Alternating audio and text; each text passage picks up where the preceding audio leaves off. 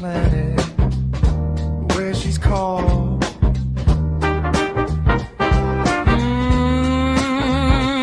She grows wild. She grows wild. Rooted in truth, rising high. She grows wild. 5, 4, 3, 2, 1. All right. Thank you all for joining. Welcome to the first episode of Satin Kush Presents She Grows Wild. So this is a podcast where we're going to get into real life stories with real people, real men, real women, whoever want to come on and join and share about your life and share tidbits and pearls of wisdom that you can give to people of younger age groups, different generations, and things that will help the world, Craig. Yeah. So our first official guest is Miss Treva HisPoet Johnson. Yeah. What's going on? It is going. Yes. It is going. I am so excited to sit down and speak with you. Having had known you a couple of years throughout the poetry community, I think it's so cool that you are just willing to be open and sharing your stories to help people, because that's what we're here for. Absolutely. We are going to communicate to help in this different medium. Yes. So I would first like to say again, thank you. You're welcome. It's an honor to be here. I'm so excited for you. This is amazing. I'm excited too. Yes. I'm excited too. So I first want to go ahead and jump into what I'd like to call just a little bit of the childhood scene for you. Okay. If you can kind of walk us through maybe earliest memories, things you like to do, what the world looked like in that moment, right? What you looked like in that moment, what you valued at that time in your life as a child growing up. Wow, that's a loaded question for me, because so many traumatic things happened to me in my childhood, right? And it was hidden trauma, if that makes sense. Because so much of my childhood I actually don't remember. It looks like a black hole. Like, honestly, probably from 9 on down, I don't recollect anything. I can remember back to 11. And I think 11 is so a pivotal age for me because that's when I spoke out to my molester that I was going to tell. And then instantly everything stopped, right? So my childhood wasn't this loving childhood. Me and my dad are really close. Always have been. Me and my mom, we were not so close. We had a challenged relationship. You grew up in a 2-parent home, as they would say these days? Yeah. Okay. I did. Mom and dad was there. 5 other children. I was the only girl for a long time. I had 2 brothers older than me. And the abuse happened in the realm of the siblings. My oldest brother, who was 11 years older than me, molested me from a baby to 11 years old. So he was 22 when it stopped. I was 11. And it's so crazy because I can literally, the things I can remember from my childhood, earlier than 11 was like him saying he was going to tell on me in the midst of it. One time when, all of us were at the house, no parents were there. And I remember one brother busting in the room to get me out because my brother had locked me in the room with him, the oldest. I can remember one time sitting on the floor and I had a pink polka dot shirt on and I had a Big Mac. That was my favorite food. I was a chunky girl. I always been thick, my whole life. Either some variation of that, either the, smaller version of thick or the bigger version of thick, it's always been with me, and so, yeah, but when after 11, I remember just really struggling with my identity, struggling to feel pretty, struggling with my hair, struggling with my name, struggling with my voice, just to find out who I was. But at the same time, feeling like I had to be this jovial person that couldn't allow her feelings to show. What did pretty look like those days? Anything but me. Anything but me. My mom did not. I say it this way. I wasn't little girl. Okay. That's a go. Bars. You hear me? I wasn't. My sister was. Okay. She got all the pretty dresses with the petticoats and the can slips and the beautiful shoes and the tension and everything. And she didn't look like me. And my mom just didn't. I was not little girl by her. What did society's pretty look like at that time? Oh man, society's pretty look like thin hair that was movable, just being able to have things, wear certain things, afford certain things, have style. And I used to fantasize.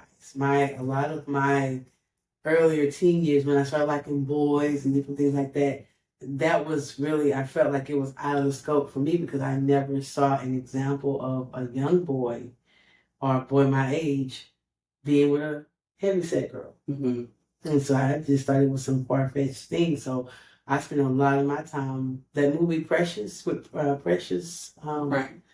I resonated so much with that. Because so much of when she would fade out and these white men would really love her, she'd have these fancy dresses on and they would just doll over her. That was my childhood. I fantasized about. I loved Ralph Macchio from Karate Kid. That was my first real wedding in my mind. Okay. I crushed hard on him.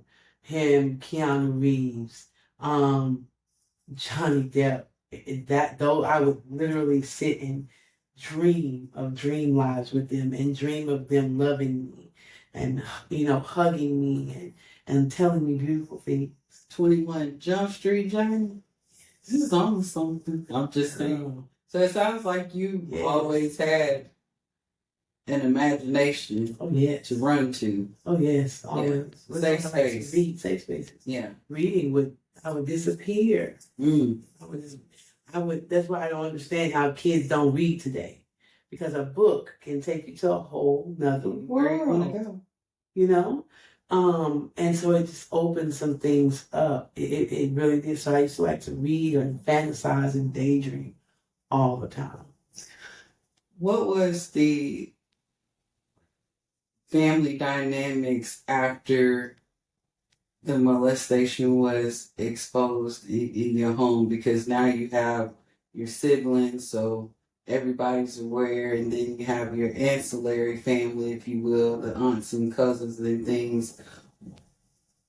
For better like a word, did you receive any kind of family blowback, or was it something that as a culture we've been told to keep secret? Right. What did that look like for you as an 11-year-old? Oh, I didn't say a word. I threatened to tell. I never told till I was 26. You had made mention that one of your brothers busted in. Oh, but they didn't tell either. It was secrets. Yeah. Secrets. Nobody said anything. Everything was silent. It was secrets. And so then, when I just go on like it did, I fell into the game of it. Act like it didn't happen. Do you think that was like learned, or? I think it was learned. My mom had issues with different things happening to her. And the one thing about it is I am a vocal person. Like for my children, I'll rather tell too much than not tell enough. Right. Because I didn't have that advantage. My mom was very guarded about what she went through as a little girl. And I could only think that had she been vocal and open about what happened to her, it would have helped me to feel free to either, number one, know I need to speak up for myself, and number two, keep my guards up, and number three, if something did happen, be able to tell that way earlier than what I did. I didn't feel safe enough to tell. I didn't feel like anybody cared. My mom, like I said, I wasn't precisely, loved correctly by her. So And your dad? my dad, yes, but my dad was, he was in the house, but he was Rolling Stone at the same time. Gotcha. You know what I'm saying? They had a lot of issues. And a lot of one thing I know about marriages, and when things are going on between the husband and wife, or mama and daddy, when kids are involved, then people mind their own children. They're not. You're so caught up in your jacked up relationship and strained and stressed from that, you're not concerned. So things that really should have been right in my mama's face, she overlooked it. Mm-hmm. To the point that when I did tell them at 26, I had a nervous breakdown. 15 years later. All she did was gasp and say, "That's why." And never expounded, never said anything else about it, never even talked about it. Nothing. She went right along back into the routine of, "Oh, let's act like it didn't happen."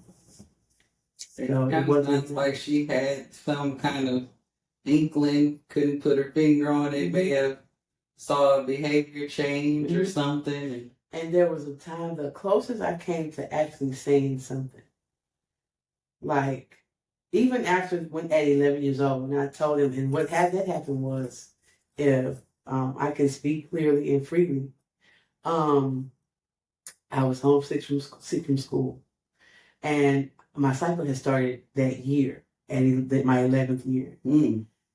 And all I knew was that there was some correlation between pregnant and cycle. I didn't know, and sex. I didn't know what, I just knew kind of roundabout things. Mm-hmm.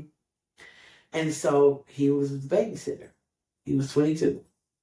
And so I'm in school, and I'm laying in the bed because I don't feel good. And here he comes.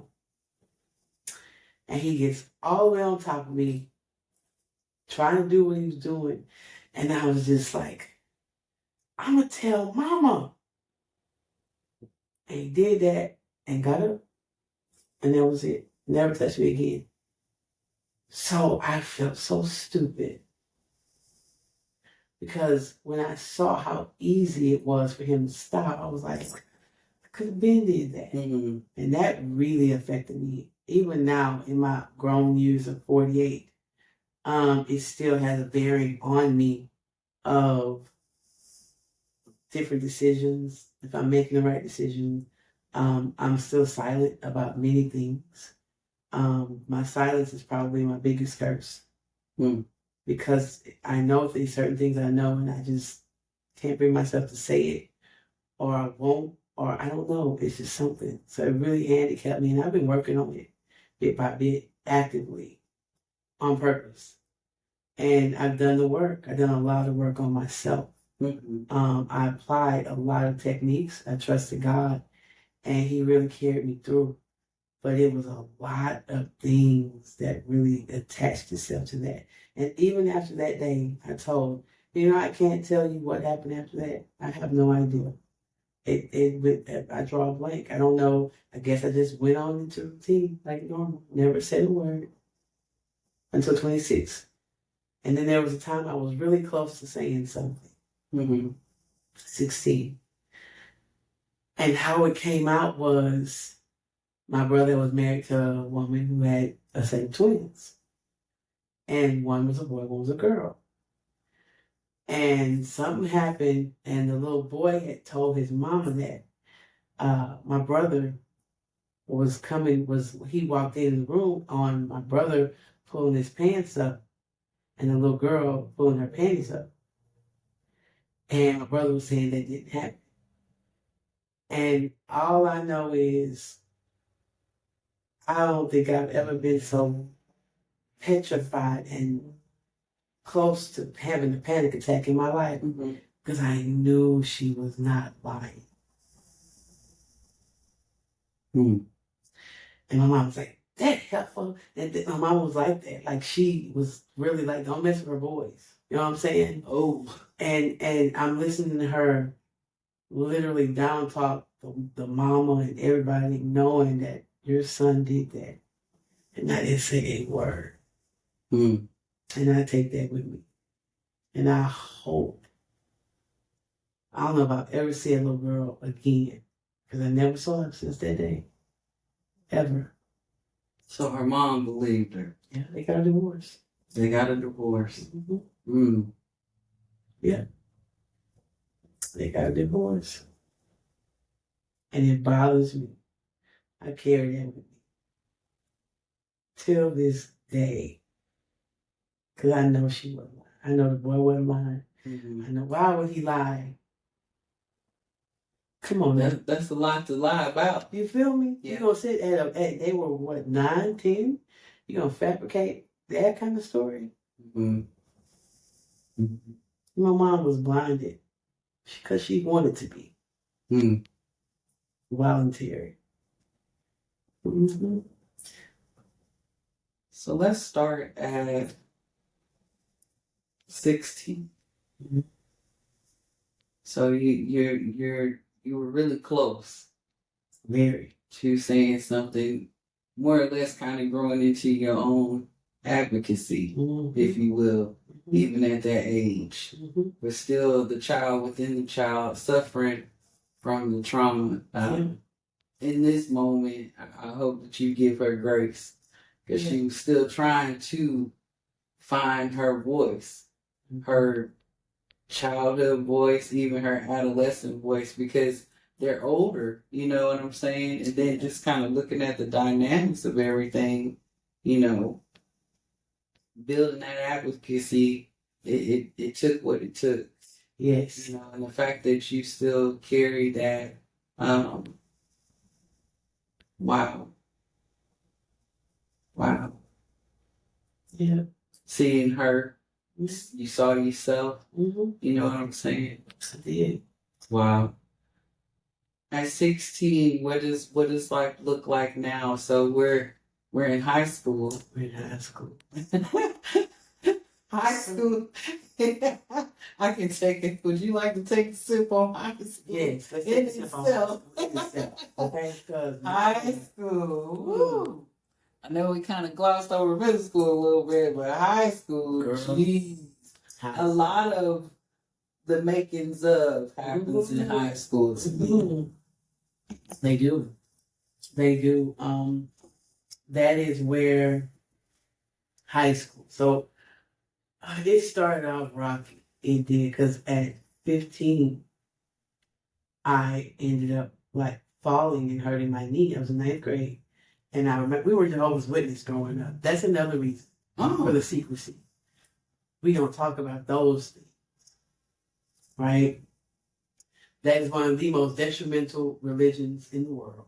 You know, we never heard about Jehovah's Witness being a thing. For me, let me say me, never heard about Black people being Jehovah's Witness until Prince. But, you know, you knew who they were coming to knock on your door. Mm-hmm. You know, Mm-hmm. didn't really know what the full makeup of, you know, of what the religion actually was. Yeah. I didn't learn a lot about them until Prince. Yeah. Yeah. You know, the Jacksons were Jehovah's Witnesses. Really? That was their family faith. They actually kicked him out. They disfellowshipped him when he made Thriller. Yes, ma'am. They kicked him out. They said it was demonic. Yes, ma'am. And it's so crazy because his mom is still faithful, a faithful witness. And so much money has been given to that organization. His money wasn't demonic, though. Sorry, Miss Jackson. Okay. Okay. Oh, okay. Money not demonic, though. Ooh, how'd you hurt your knee? I slept at the Kingdom Hall. Girl, my granny gave me some shoes. Wow. As a granny, I took this lesson that I will never give my babies a pair of horrible shoes. My granny gave me a pair of shoes. I put them on, walked up to the thing. There had a pebble sidewalk.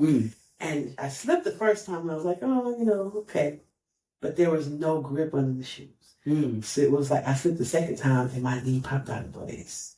And so I never forget this, I started ninth grade, this is crazy, limping on a crutch. And I'll never forget wearing my brother's shoes. My mom and dad couldn't afford me no shoes. Mm. So I had these big old shoes on. And it looked insane. It looked crazy. And I was so talked about. So bad. In ninth grade. They hated it. They got you. Ninth grade. They got Ninth me. grade. Yeah. They did. Kids. They're cruel. Wait. Treacherously cruel. Man. You hear me? Girl. Oh, yes. And so from ninth grade, that kind of helped shape and mold the person I was going to be as far as in high school, because while all the people that look like me, my pretty brown skin, Pretty. Gorgeous. Love. treated me like shit. And all the people who did look like me clung to me and really got to see my personality and wanted to be my friend. And so from there, I went to the big campus at Big Brook. Okay. And I became grunge. I was very grunge in school. Shut up. Yes, ma'am. I loved rock and roll, like alternative rock, Yes. Metallica, heavy metal, like that was me. And so much so, to where the same people, my color, who didn't want to fool with me at Little Brook, now were calling me sellout. And I want to be white. I'm like, damn, can't please you niggas for nothing. You know what I'm saying? Like, I'm thinking you don't want to deal with me, you know. So my friend circle is this because this is who gravitated to me. And I'm like all people. Niggas cannot be pleased. No, cannot. They cannot. And so that was the thing my 10th and 11th year. That's what they were saying. My 12th grade year, everybody was my friend. Everybody. Because I came into my own. I never got in drunk, nothing, no extracurricular, because you can't with Jehovah's Witnesses. My senior year, second semester, yes ma'am. So my senior year, second semester, everything kind of exploded. I was able to be in drama club. I wasn't in theater arts. I started the last semester, I made 4 festivals, and I had poetry, prose, storytelling, and co-script. I had all superiors. Wow. Until the drama teacher was like, where have you been? This whole time I said, well, my mom and dad wouldn't let me do anything. She said, I could have got you so many scholarships. Yes, ma'am. You know? And I remember doing poetry, doing Phenomenal Woman at Baptist Hospital in the foyer for everyone there for Black History. What a poem for you to do. Yes. It was something to even recite as a high school student. Yes. It was a top tier moment for me. And that's when I kind of felt like, that was interesting. And I didn't even know what dreams to dream, what I wanted to be. I can remember one day something happened. And I was always happy. Always this happy, go lucky, cool chick. Everybody knew, everybody liked, you know what I'm saying? Hey, what's going on? But the cool kids, they was cool kids, The cool kids. Yeah, they just the cool kids, they just cool kids, And so I remember walking down the sidewalk one time, and I was crying my ass off. It's the saddest cry probably ever. Nobody knew. And I was struggling within myself, about things about myself. And I remember a group of kids walking towards me, and it was raining that day. And I hurry up and dry my tears because I didn't want anybody to see that I had a problem. I didn't want anybody to see that I was sad. Because we get so used to not saying what's going on and living in that secret household, that secret life, where everything's kept hush-hush, And so I graduated, and it's crazy because because of what happened to me as a child, I'm crushed on to an extent. I don't know people like me. You have to make it plain. Like there was a guy, my best friend Terry's this white guy, had long hair, and Chip, this other little cool dude, I think he was 10th or 11th grade. He was younger than us. It was us. We was Three Musketeers. Like we was did music. We was just cool. Yeah. Now at this time, the only boy I could talk to, I'm a senior now. The only boy I could talk to on the phone was Terry. That was it. That my daddy knew this is my best friend. Okay. Well, Terry calls me up one day. He says, "Man, Chip likes somebody." I'm like, "Oh, really? Oh, wow. Who's that? Tell me." He says, "You know her. You know her well." I said, You know her. "You know her." I said, "What's her name?" He said, "I'm not going to tell you." He said, "He told me not to say." I said, "Who?" He says, "Her name is Avert." I'm like, "Avert? Who's Avert? Who's Avert? Who is that?"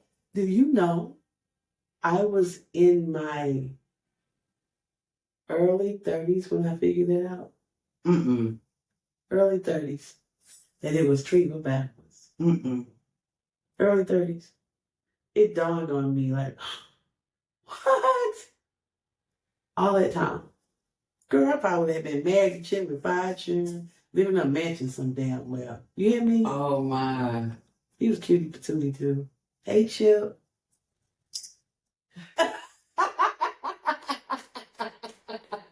Look at that one right there. Hey, Chip. Yeah. Chip. Yeah. How you doing? Thank you for liking me. Yes, girl. Wow. Mhm. The dynamic of becoming your own silencer is shit. Ain't that that's diabolical. It is. Whoa. Yeah. And I can relate. Come on. I can relate. Yes. Nobody does it better than me. Come on. I don't know about you, Come on. but all the bugs want to come in the conversation. You want to be in a podcast. Nobody does it better than you. Hmm. To the point where you don't need any help. That's right. That's right. You don't need any help. None. Wow. Yes, ma'am. So what was going on in high school? Like, what was some of the music and what did y'all get into? I know you said Metallica, but like in the world, like what's happening in this moment? So MTV, is becoming is really popular and Yeah. all of that stuff. And I just was in this world of I don't even know if it was wanting to be white, but I wanted an alternate reality. Makes sense. I did. I did. I became this person that, and I loved who I was because I love good music, rock or whatever. I love oldies. Good music. It's good music. I love, yes, period. I love rock. I love oldies a lot. Like I'm talking about, I'll listen to 1940s doo-wop. I have a very eclectic music taste. I can listen to, there's a song I like called, it's either Sarah Vaughan or Dinah Washington. And it's basically this song called, Take Your Shoes Off. Something, it's a love song. And it's old. I think I know what you're talking about. Yes. It's very soothing. It is. Kind of wraps its arm around you. Yes, it does. Makes you want to just Yes. cozy up and stay a while. Yes. Feel yes. safe. Yes, feel safe. Feel It safe. does. Billie Holiday, I love her. I love one of my favorite songs is Girl from Ipanema. Mm-hmm. I love jazz. I love Coltrane, Thelonious Monk, Miles. Jazz is if I could pick a music that would be my aura, it would be jazz. It would be my aura. Tells your story. Yes, it does. Notes tell your story. It tells a story. It evokes. Mm-hmm. I love it. It captures moments. Yes, it does. Captures moments. Yes, it does. Hmm. And so, of course, now there were certain TV shows I would gravitate to. Like I loved Twin Peaks. I loved My So-Called Life. My So-Called Life. That was my show. That was my show and I'm probably gonna go back and rewatch that because it was something that she was dealing with within herself. And I think that's what kind of beckoned me to watch that and be so in depth with it. 2100 Jump Street, that was my show. I would watch that and fan. But Malik Yoba was fine too. That dude there.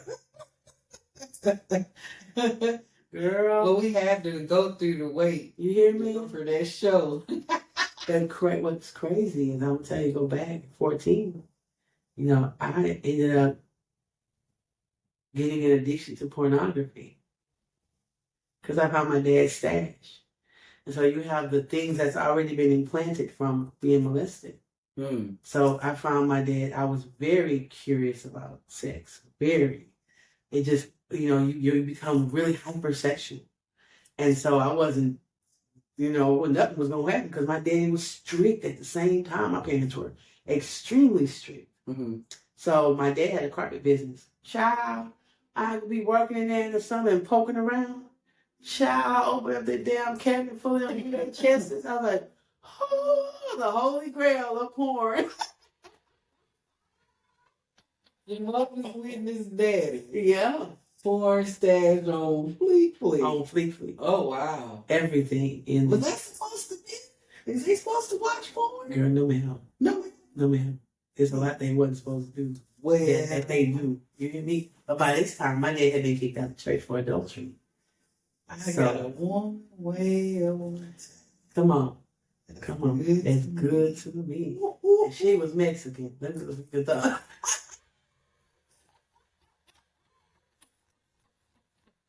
Got no sign. Oh, my. Daddy. Daddy. Daddy. Yeah, ma'am. Wow, so I never saw any videos. What's crazy is my best friend, my childhood best friend, the Mexican lady was her mom. So I would be there. I didn't know why my mama hated for me to go over there. Your mama knew? Oh, yeah. The lady that got pregnant for my daddy and miscarried, girl. And so me and my best friend kept up. We was friends. We was best friends. I was always at their house, so much so that that's how I learned like a lot of Spanish and a lot of different things of their culture. I was always at their house. Very good. Oh, yeah. Them empanadas, them tortillas. Oh, girl. I was going to say, we had the Cinemax and HBO. Yes. And we didn't have the channel. We had shit I don't even know at this time. Yeah. But I saw sex through the pics. You know what I'm saying? And that was so intriguing to me, younger, because I'd be like, what are they doing? And I would spend hours and be like...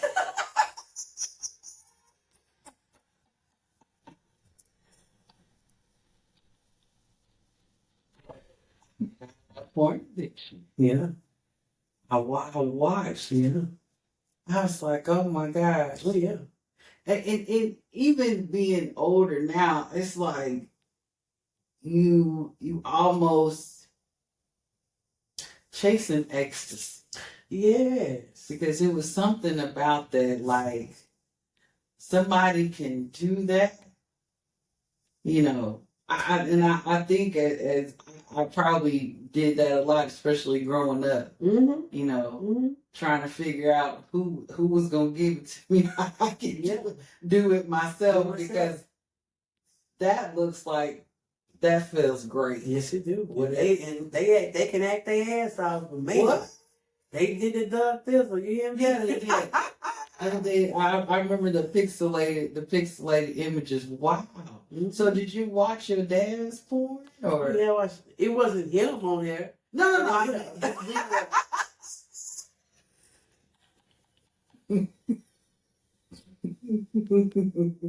Did you watch your father's collection? Hell yeah. Okay. I did. I started sneaking tapes home. Shut up. VHS, girl. Did you have the TV with the VCR at the bottom? VCR in my room. Oh, yeah, the VCR. And that started to where it was so bad, and I thank God because I can't stand it because I know what it does. What, porn? Yeah. What it do? For the people in the back. So those people, a lot of those people who do that, girl, they suffer tremendously with a lot of depression, drug addiction. And what was shown to me was those spirits jump through those screens.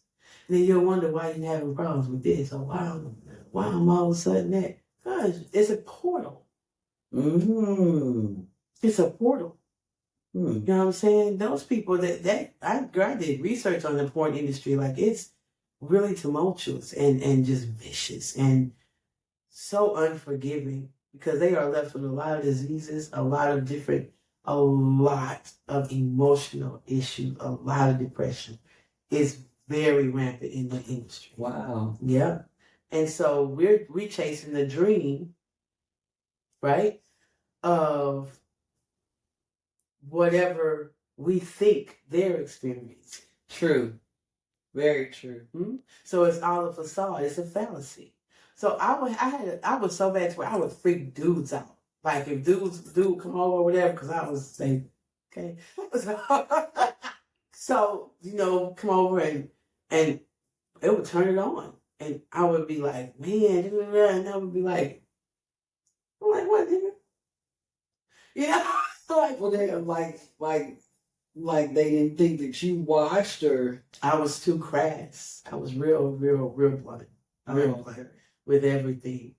I thought you was gonna say you tried some of the things that you saw. Did that too. Oh.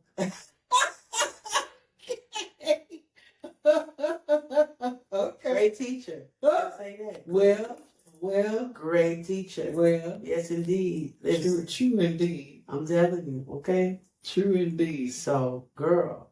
So, it would be like, I would be so into watching it, and they would be, niggas gonna turn it on, the dude's gonna turn it on and be like, oh, just to get everything started. Baby, please, get started. Let's watch this. Like glue. Wow. Then they end up saying, man, turn that off. Not them. Yeah. It's like a reverse. Yeah. Wow. For real. Yeah. Wow. Porn was different back then too. Different, girl. I like vintage porn. Me too. That 70s? Yeah. I like a little French too. Like throw in the accent. They do stuff different. They do. And I love a storyline. Yeah. Don't just be like, this your boy? Yeah. Tell me a nice story. Some storytelling. Yeah. Can we lead up to it? Give us a plot. Walking home, my car broke down.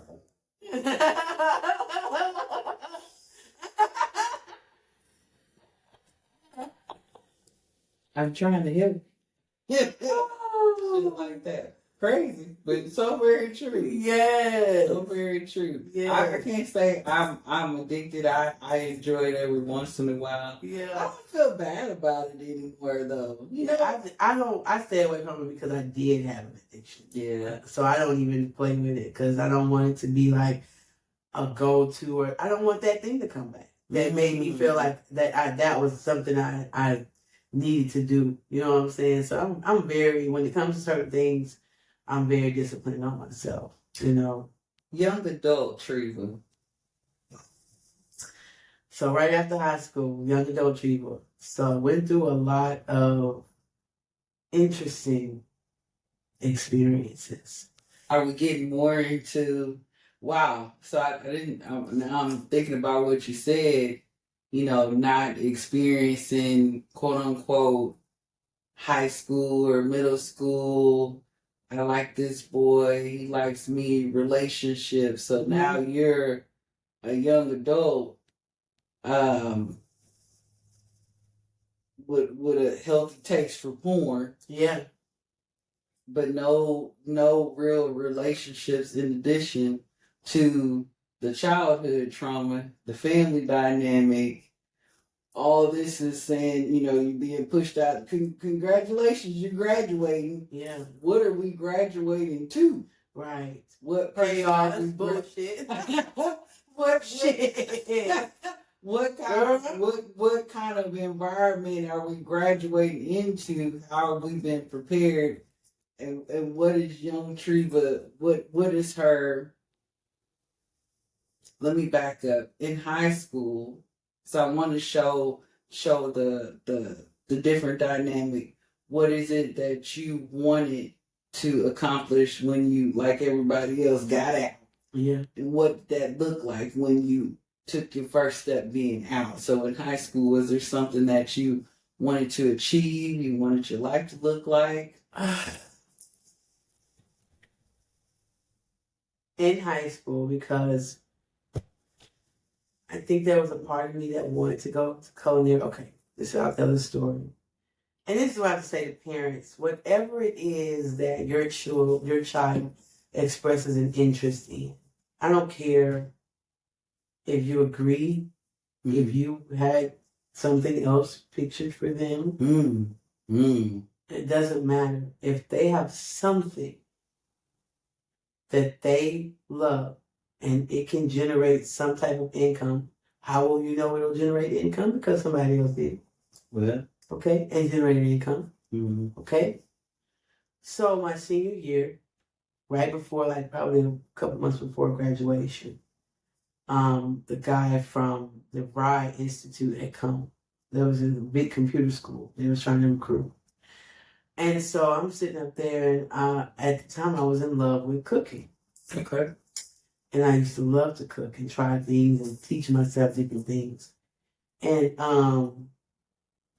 the man came, and so we're talking, and the man was like, well, what do you have interest in? I said, well, I really want to study like culinary arts, you know? And he was like, well, there's, the Art Institute in Houston, and this gave me some different things. And so it was a good meeting, Child, after this man left, my daddy said, you don't sit there and tell no white man you want to be no dang old cook. What's wrong with you? Like, totally berated me. And, like, it wasn't good enough. Wow. And I did not. And I didn't go to no college until I was in my 30s. Well, no, late 20s. And then I didn't finish. Then 30s, And so he totally crashed my dream. So now my daughter, who is 21, Houston, who's the chocolate chef. Full circle. Wow. Okay. And so last night I made chili for the show. She cut up my stuff and everything, and I cooked the chili. And them damn bowls were so clean it didn't make no sense. This is action. It was their action. Okay. And so everybody was like, man, who cooked that chili? I say the mother of the chef cooked the chili. Come on. That's who made that chili. Wow. It's in me. My main ingredient is love. It always has been. Absolutely. Always. I tell my daughter, I say, if you can't have no right attitude going in that kitchen, don't fix nothing. Yeah. I say, because I ain't eating it. You'll never make me sick with your funky ass attitude. You hear me? And I mean it. It sounds like that it gave you a moment of happiness when you were doing it. It did. Wow. It did. I enjoyed early on. Like I made my own graduation party cake. What? Yep. It was blue and red with this blue and red icing. Cake. Yes. Oh girl, I love to bake. Really? I'm that baker where you gonna want to bite your fingers by the time it's finished. Come on. It may not be pretty, but it's gonna taste great. Give me a good cake. I take a good normal looking cake over a pretty cake with a bunch of fondant and nasty. You spend $200 and nobody gonna eat it. Why? Because it's nasty but pretty. No. So your dad didn't see the vision. He did not. He was embarrassed. He said I embarrassed him. Oh, you could have embarrassed him all the way to the bank because they all on TV now. You hear me? Michelin star chef. You hear me? Wow. Early. Very early on. Yep. So Treva steps out into the world, young So then- Treva. My main goal was, I gotta get the hell out of here because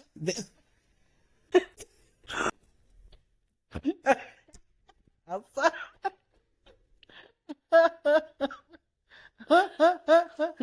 Man, we be serious, don't we? girl, What? serious. Yes, ma'am. I'm Serious. serious. I'm so serious. Gotta Oh, get yes. gotta get the fuck up out of I here. had to get the fuck up out of here. I had to fuck up out of here. Yeah. What? Yeah. Nigga goes and there it is so much determination in that statement. Come on. I don't give a fuck. I'm out. I'm out. Soon as I Yeah. Yeah. shit. I graduated at 17. That too. Yeah. Soon as I turned 18, that summer after graduation, I was out. What? I was already working. Yeah. I was working at merry-go-round. Come on. Yes, ma'am. I was great. Girl, let me tell you something. I became my senior year. By the time senior year came and I'm buying my own clothes, doing everything, I was that big chick who was always going to look together. Mhm. She was, I was the shoes, the earrings, the outfits. Like I became a stylist, not knowing what that was, but it was just, I had this knack for dressing people. At merry-go-round, I was the best salesman, but they would see this, chunky black girl coming. What does she know? Get your little skinny ass in here. I got you. Now put this with that, but I love to dress people. That was one of my things. I still love it to this day. I love to give me a canvas of a person. Naturally. What? And let's go shopping. And then guess what? Natural gifts. Huh? Then we ain't fit spend a whole bunch of money. But you gonna look like you did. Hello, somebody. You hear me? Just naturally. Just natural, yes. That is not me. That is not me. Need stylist. I got you. I got you. That's Not what you me. gotta do. Thank you so much. It's one outfit though. And I would pay. You need some contrast. Contrast. So with that, I would pair you a light denim vest. a light denim. A light denim vest. More bangles. More bang. More bangles, and I would put a kind of a boot with that.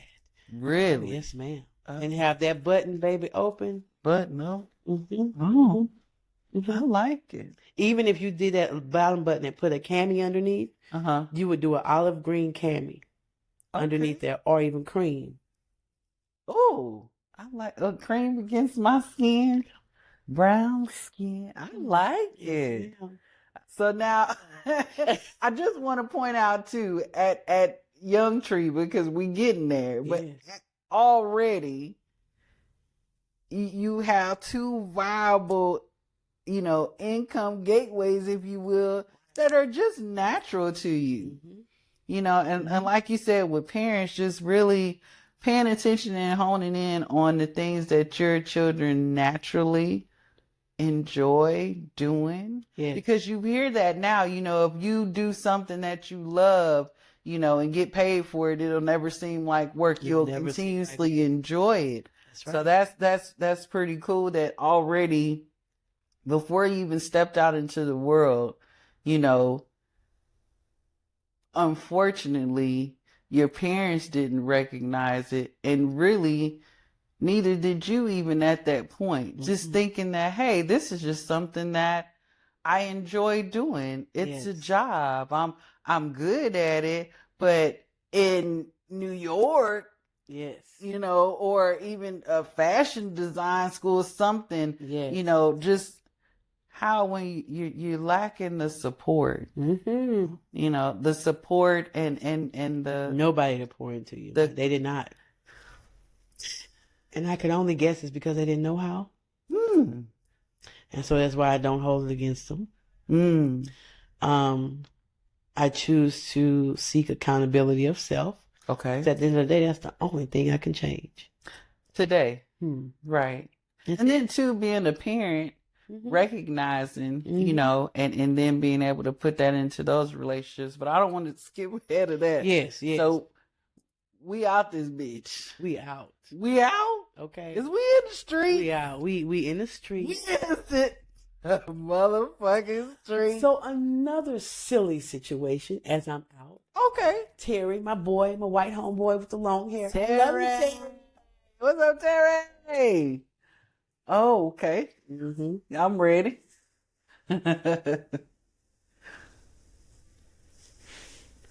Let's see. We're going to give it another go. Terry. Oh. Uh-huh. So Terry, me and Terry still kicking it after high school. I went to some raves.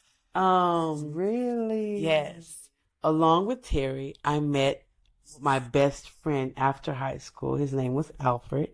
Alfred? Okay. And Wilmot. He was part Japanese and part black. Oh, wow. Gorgeous. I bet. I was a virgin and he knew I was a virgin. Girl, he wanted to take my virginity so bad. And I'm like, no, you know, but he, long story short, like he actually loved me.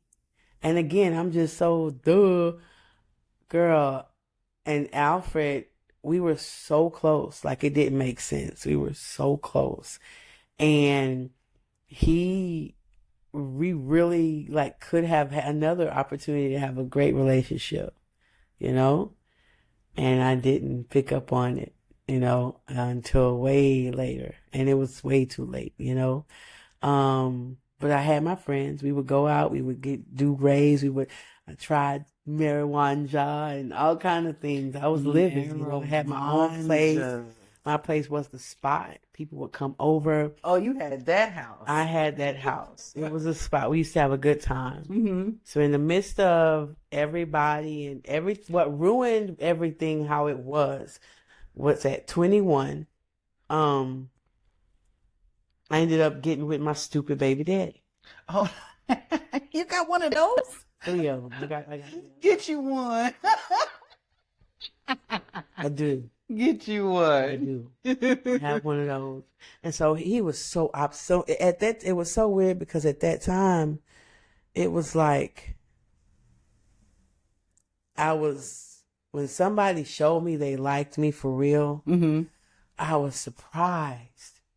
And I would get really goofy and make stupid decisions and be like, they like me. So I'm not even like, well, let me just take the time to get to know him. Let me see if I like him. No, it was automatic like, okay, you know. You like me. Yeah, you like me. And so that's how I ended up.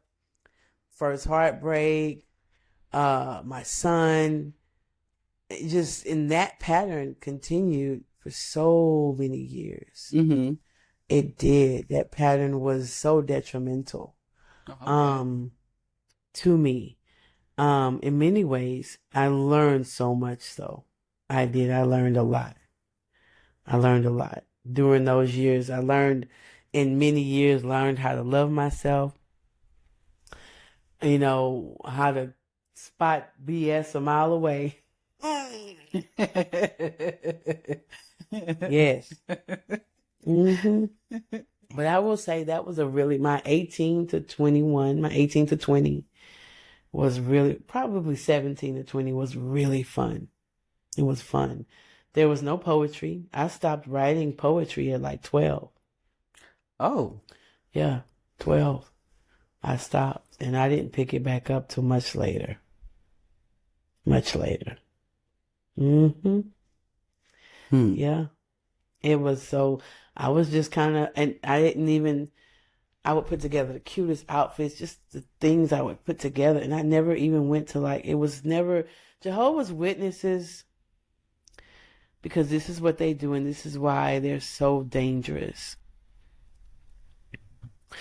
They shelter you from everything. Mm-hmm. And in sheltering you from everything, they never discuss the things that you want to do. There's nothing to spark that, nothing to, kickstart that desire of what do you want to be? What do you want to do? Because everything that they said was demonized. Don't do this. Don't do that. Don't do this. You knew what you couldn't do. Yeah. Yeah. You knew what you couldn't do, you know? And it was just so treacherous. It was so damaging. It took a lot from me. Or should I say, it kept a lot from me. Mm-hmm. Mm-hmm. It did. And the parents don't know any better, you know? They think that this is what it's supposed to be. So when you're young out there, Treva, we meet our our first children's father and things like that. Are you noticing, you really kind of looking at the world like, I didn't know this, I didn't know that? Yeah. Are you learning the hard way? Yes. Honey, I went literally, I learned the very hard way. Mm. I bumped my head so much so that it was, honestly, life was my true teacher. Mm-hmm. Life was my true teacher. For real, a lot of terrible experiences with crazy people in crazy situations and things. Just, I was a blank canvas. I didn't know anything. I didn't know better on some things. I just did what was around me and I behaved as what was around me. But the core being in me of just being this pure, happy spirit, that's something that really never went away. No matter what I did, and I did a lot, that genuine person that cares for people never went away. My ability to love never went away. You know? It didn't. So, yeah.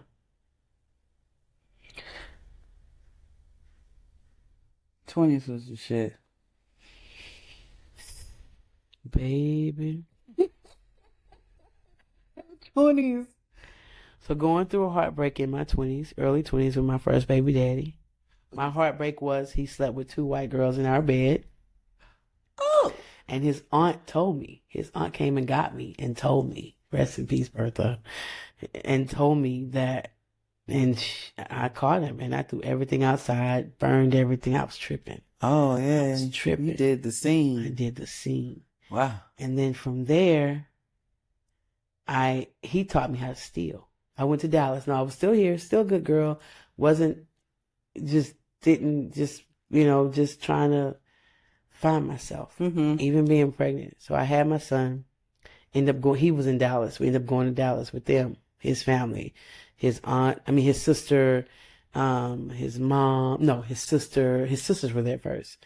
His brother went there and he went there. And then I went to be with him, see if we could make it out there, whatever. Girl, I learned how to steal out there. I met another girl, I learned how to do some stuff. And so this Treva was the Treva that ended up being a booster and selling stuff. And then breaking up with him, getting with my second baby daddy, got with him, broke up with him, got with a dope dealer from Mississippi. No. And ended up doing all kind of stuff. And then trying to steal weed from them, I almost got shot in the head. Because I was trying to jack the weed boys from Mississippi. No. Girl! Yes, ma'am. And I was bold, too. I didn't care. I wasn't scared of nothing. You wasn't scared of nothing? Who? The girl the girl who I told, don't say nothing. He was pointing the gun at me, and my son was right there. He was like, bitch, where my shit at? I say, nigga, I ain't got nothing. Just like that. So Chi-Chi sitting in the chair, she going back and forth like,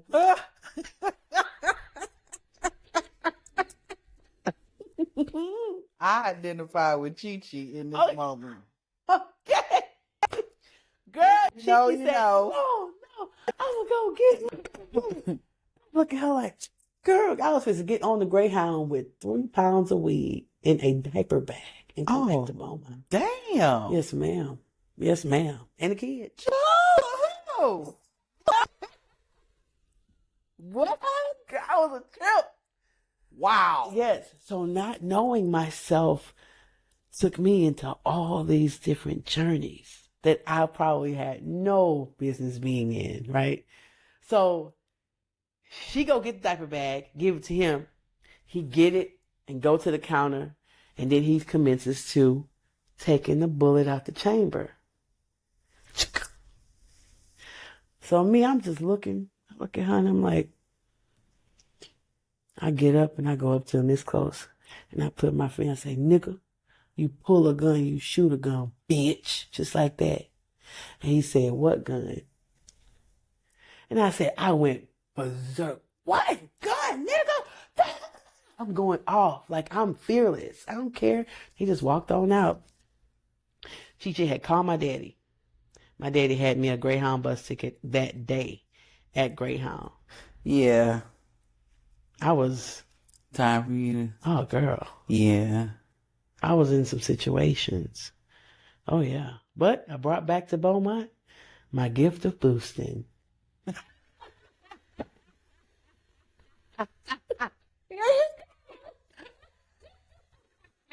Oh my God. I'm a gangster. I was.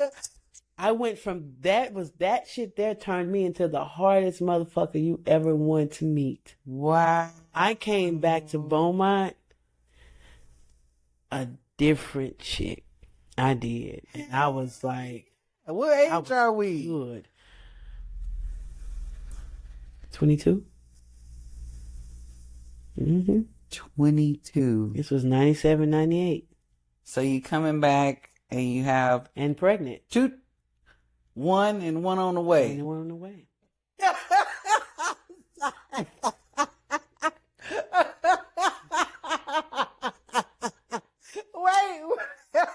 Wait. Treva, was you pregnant while this happened with the diaper bag? Oh, God. God, please. I was pregnant. Woo. Oh, yeah. Yes, ma'am. Yes, ma'am. What's up, Coco? That's to put the gun to my head. Oh, my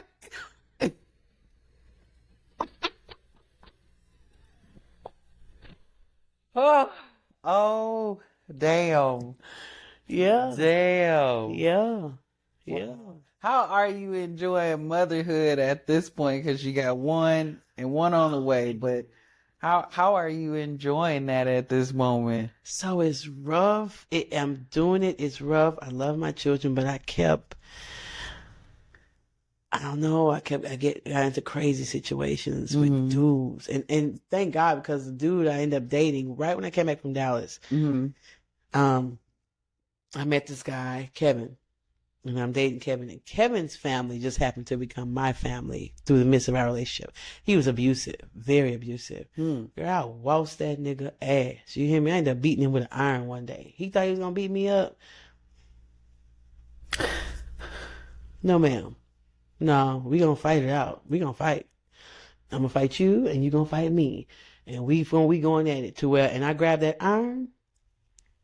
Oh, Got him. And all I could say is he ended up on the edge of the bed with a towel on his head for fooling with me. We ended up breaking because he was a whore. He was abusive and he was a whore, and he was very, very possessive, very upset. Rest in peace, because he gone too. You know what I'm saying? He actually ended up dying of AIDS many years later. Like 6 years after he broke up, he ended up getting with this girl who was just giving dudes HIV out here. And he ended up getting it, and he passed away in 2005, I think. Yeah, we had been broke up before all that happened, but he was a whore. He was very much so, very promiscuous. And I remember this one girl, I will not say this girl name because she's still around, but I was waiting in this bitch house. Whoa! She was messing with me. She kept messing with me. Anybody can get it. Anybody. Ooh. I went to her. She kept messing with me, and she kept doing little things. She knew I went with the boy. You know what I'm saying? So why is you messing with me? Okay. So I ended up walking to her house one day. I knew right where she lived. Walked to her house. Her niece let me in, and I waited for her to get off work. and she never came home.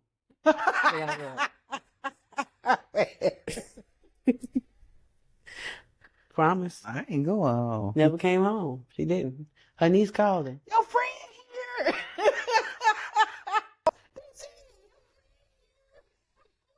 Yeah.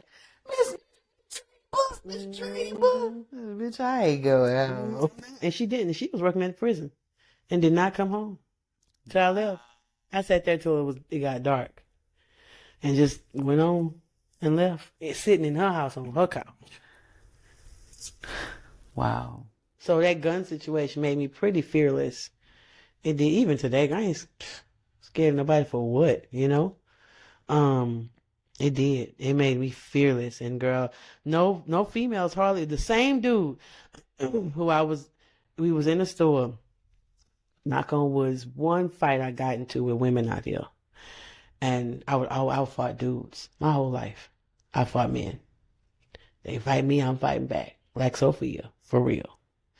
And one time we was in Family Dollar, and it wasn't even nothing. This was no reason for this fight. It was no reason. We was in Family Dollar, we in line checking out, and it was two sisters behind us. Kevin did something, and I laughed. They thought I was laughing at them. She come calling me out my name. I was like, girl, I don't even know you. Like, you know what you talking about? And she hit me. Oh. So. What you did that for? Girl, let's just say this. My mama was outside parked waiting on us. By the time they separated us, they pulled him outside and left me in the store. Leave me.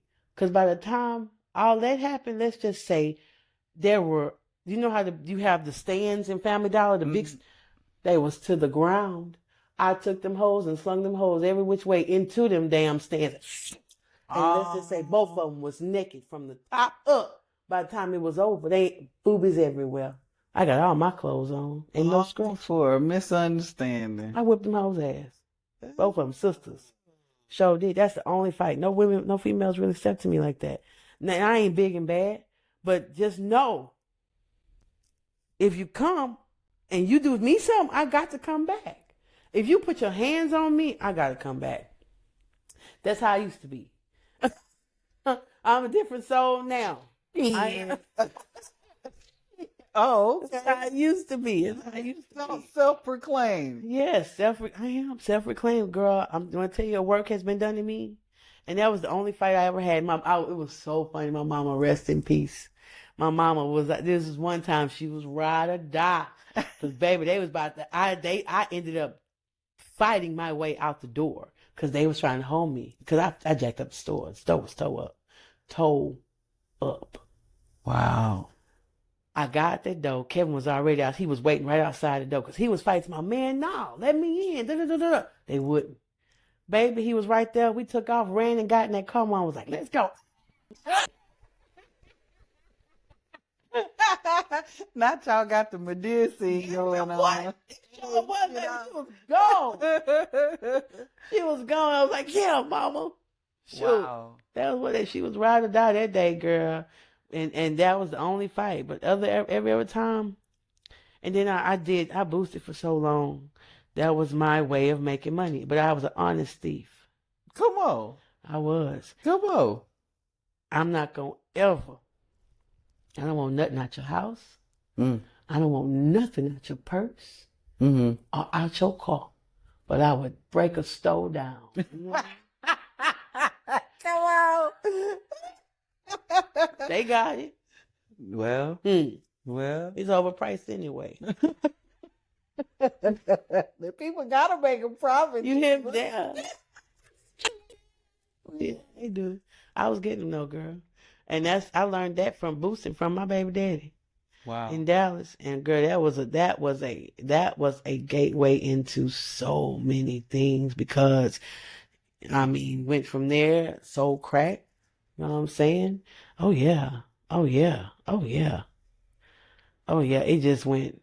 I was always out, always dancing, and I didn't go like, let's go to the club. I love to dance, so I would get formals bad outfit. I've dressed all my homegirls. Mm. We always dressed to the nines, going right there in the hole in the wall in the South End, looking like Diana Ross or something, Diane Carroll, but right there at Mays on Irving Street. Wow. And I mean, we were dressed to the nines. My kids wanted for nothing. Ladies and gentlemen, Miss Tina Snow.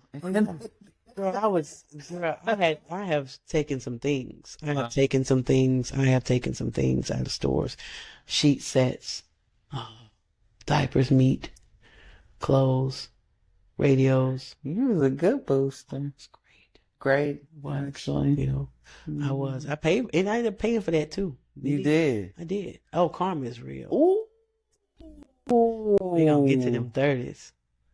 We trucking on in there, but I'm looking at these 20s. many hats of 20s. Yeah, and I even like during my 20s, a lot of drugs. I was an X pills, coke, weed, some PCP, 4 bars. 4 bars turned me into a different person. Girl, I remember on 4 bars. I never forget this shit.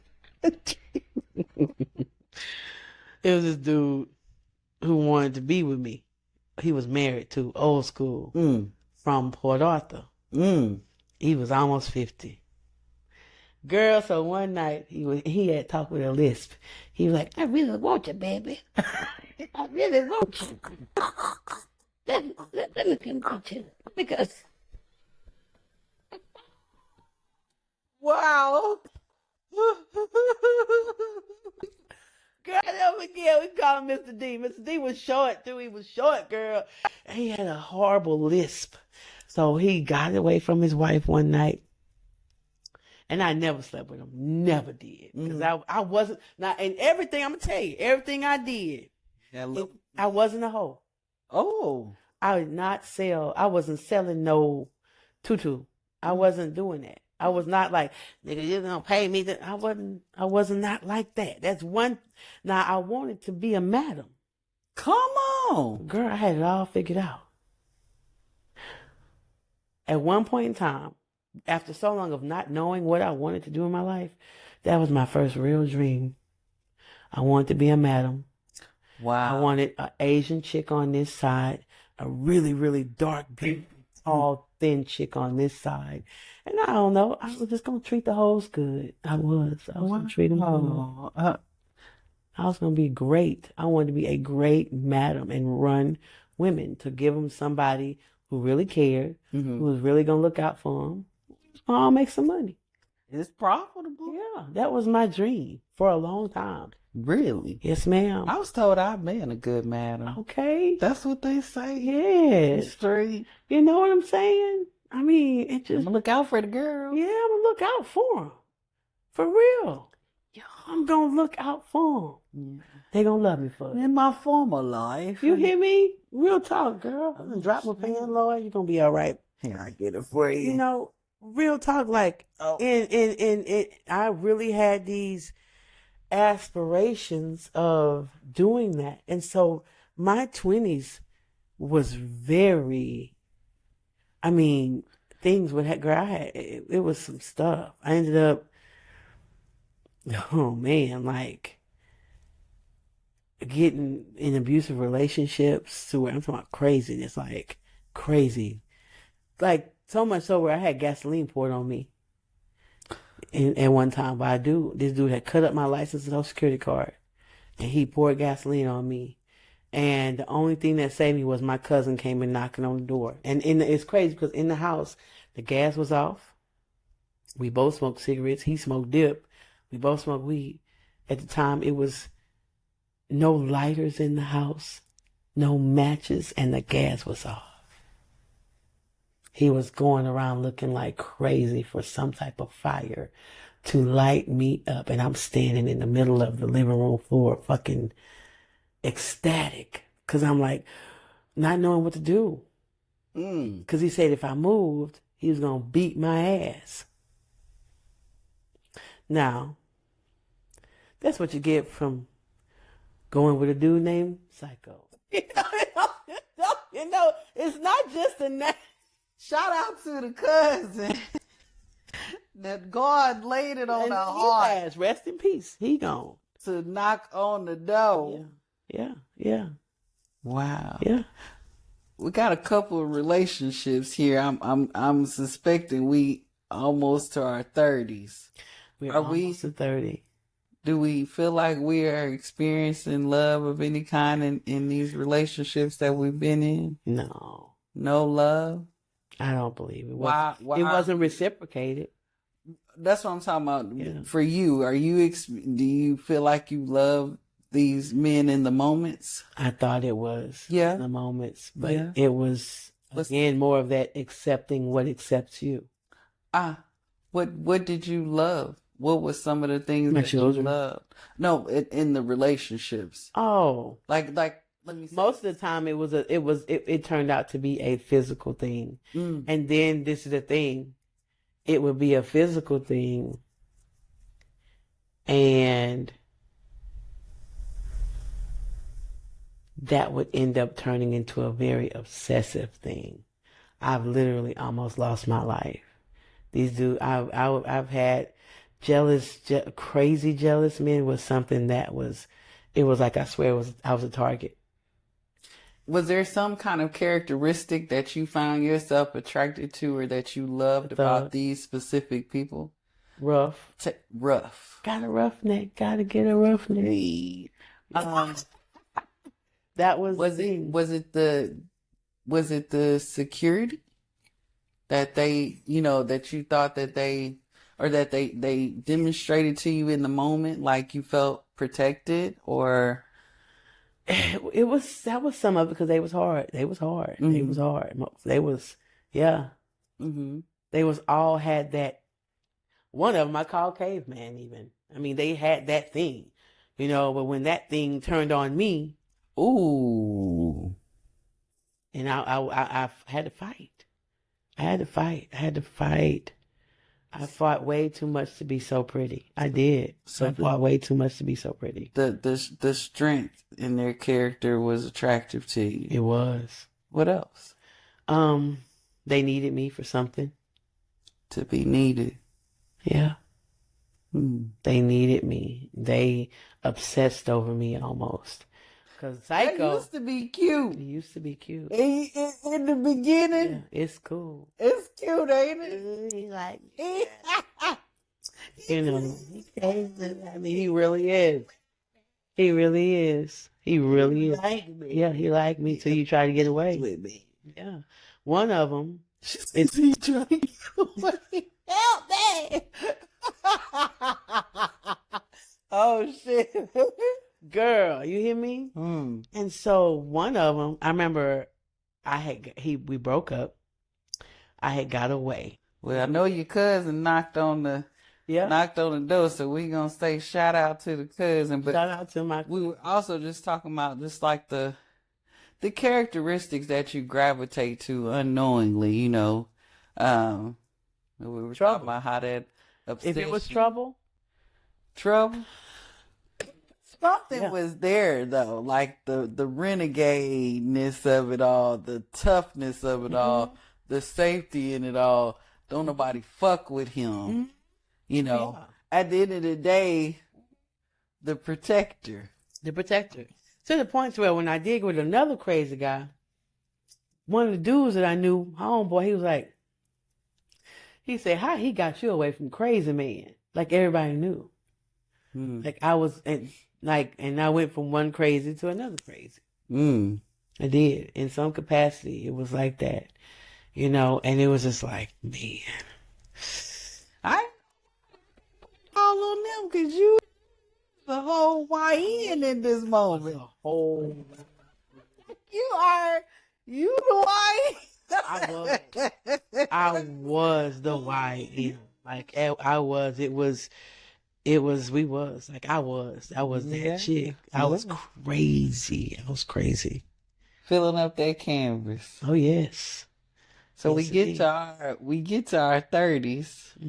Are we looking at our life? Because I feel like, and this just might just be me, but it's something about that 30 mark, especially when you already in so many words, not had a childhood, grew up really fast. So where, some people might just starting to kind of figure things out at 30, Mm-hmm. we're at a place like, okay, I've done all these things. Where do I want to be now in life? What is it that I want to see? What is it that I can do to improve my life? Like it's, they say, I think it's age 33, got the Jesus factor thing going on. You take an inventory, really trying to figure out some things. And we actually, I don't know if we passed up 26 yet. Oh, we haven't. We was getting there. We right at 26, so we in between 26 and 30. What is it looking like for you up to that point where you decided to say, this is what happened to me at age 11? Right. So at 26, I ended up having the nervous breakdown. And my boyfriend, who was my last baby daddy, ended up calling my mom and pop over to the house because he couldn't control me. I just was losing it. And I ended up telling them what happened. And that's when I realized, I figured out they didn't really believe me. I confronted everybody. I told them, I confronted my brother. I did. And I said, hey, you remember? And it's so crazy because up until that point, I was the sister they would always come stay on. Let's go to Treva house. Let's bring our girlfriends to Treva house. You know what I'm saying? I was that sister that was always there. Always had it together. And the brothers always come. And I say, hey, you remember what you used to do to me when I was a little kid? He was like, yeah. I said, I don't want to see you for a while, and I don't want you around my daughters. He said, okay. And I didn't see him for a long time. And when probably I had my daughter in 2004, 2005, I stabbed him, my baby daddy. He was abusive. Very, very controlling, very jealous, extremely jealous. And he ended up trying to get some keys from me in my truck. And I didn't want to give him the keys because he was already messed up. He was messed up, been drinking, PCP, and he had gotten into it with his family and they had beat him up. So of course they beat him up. Who he coming for? He was embarrassed in front of everybody. He came for me and I wouldn't give him the keys. And then finally he threw a table. He hit my son in the head with the table, little kitty table. And then he picked up a mirror. He was about to hit me in my face. He said, bitch, give me the keys. I said, yeah. I threw him at him. He left, called the police, had my son checked out. My son was fine. My children had went away to my nephew's house, my older nephew, to stay with them, just till everything calmed down. Because everybody knew Leo. Everybody knew how he was, right? So he ended up coming back early that morning, right? Basically trying to do whatever. He ended up raping me that morning and ended up falling out. I didn't move. I was just still. He ended up passing out. I got up, went and got my children together. It was food stamp day. I was on food stamps back then. It was the 5th of March, 2005. And I'll never forget that he wake up in a rage, wondering where I'm taking the kids. And I'm just I'm going to the grocery store. It's nothing, I'm going to the grocery store. Child, he ended up going sit in the truck outside and basically threatening me the whole time. I called the police. I called the laws because again, we're going from the night before. They was looking for him anyway. I called the police. I put 2 knives, one under here, one that had long sleeve shirt on, one knife under here, one knife under here. And I tell my son, I say, hey, lock all these doors. I say, and you don't open them until I tell you to open them. I don't care who comes in the store. How old are they at the time? At the time, young. My daughter might have been 2, my baby girl. My son may have been 7 or 8. Okay. Young. Mm-hmm. And he did. And so I go out the door, and I had knives. And he was like, yeah, bitch. I say, nigga, you can come this way if you want to. And here he comes. Charge me. Caveman. In true caveman behavior. Okay. And I say, No! I went to jail that day for protecting myself. I went to jail because I took the law in my own hands. And what got me about that was his mama came and sister came, and she gonna kill you, Junior. I said, motherfucker, God, what you gonna do to me? Well, A woman who take her for her abuse, and you know this boy is abusive. This is his M.O. Everybody he get with, he whoop their ass. Or try to. Because he tried with me. Yeah. Slice and dice his ass. That was the second time, though. First time, I just didn't go to jail. Okay? it's amazing. Isn't it? It's amazing. Mm-hmm. I for the life of me, I don't understand it, but it is amazing, and it happens. Yes, it does. Girl, it happens. It happens. Is this after you told your parents and told your brother, not to talk to you for a while? Mm-hmm. This was after that. And during this time, and it's crazy because during this time, things were calming down in my life. I was really trying to seek. I was in the Bible a lot because things were so bad and I really didn't have nowhere else to turn. I just saw the pattern. I would like to say, though, your brother did not deny. No, he didn't. He did not. He did not deny. Mm-hmm. In front of your parents. No. Not in front of your parents. Mm-hmm. Two separate conversations. Two separate conversations. Your dad, what was his response? I found out probably 6 years later that he did not believe me. He didn't believe that it happened. We had argued. And he didn't believe me until something else took place in 2015 with his other son and some things that had come up. And then when it happened that way, he believed, you know, and it was just like, wow, but I never got no apology from nobody. I never got none of that. Yep. No acknowledgement for real. No open conversations for real. Everybody's scared of Treva when her mouth open. Because I'm going to tell it.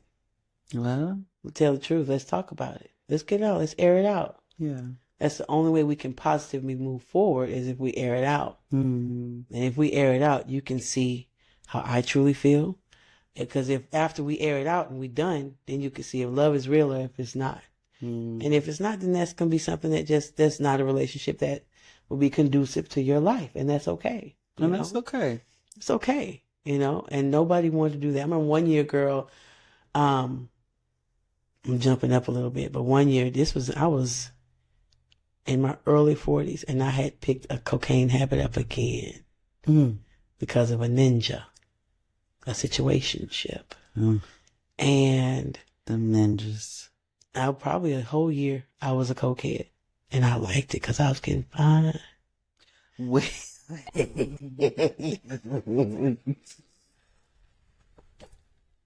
As my mama say, I know your heart broke, but you sure look good.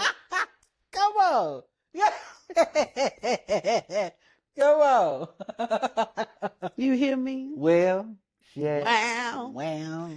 And so, That's the trim. okay. No. Yeah.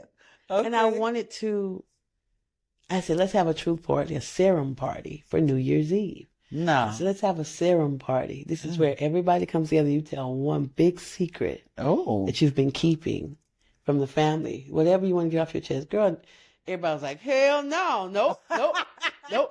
No. Say this. No. Nobody. It was including everybody, children, everybody.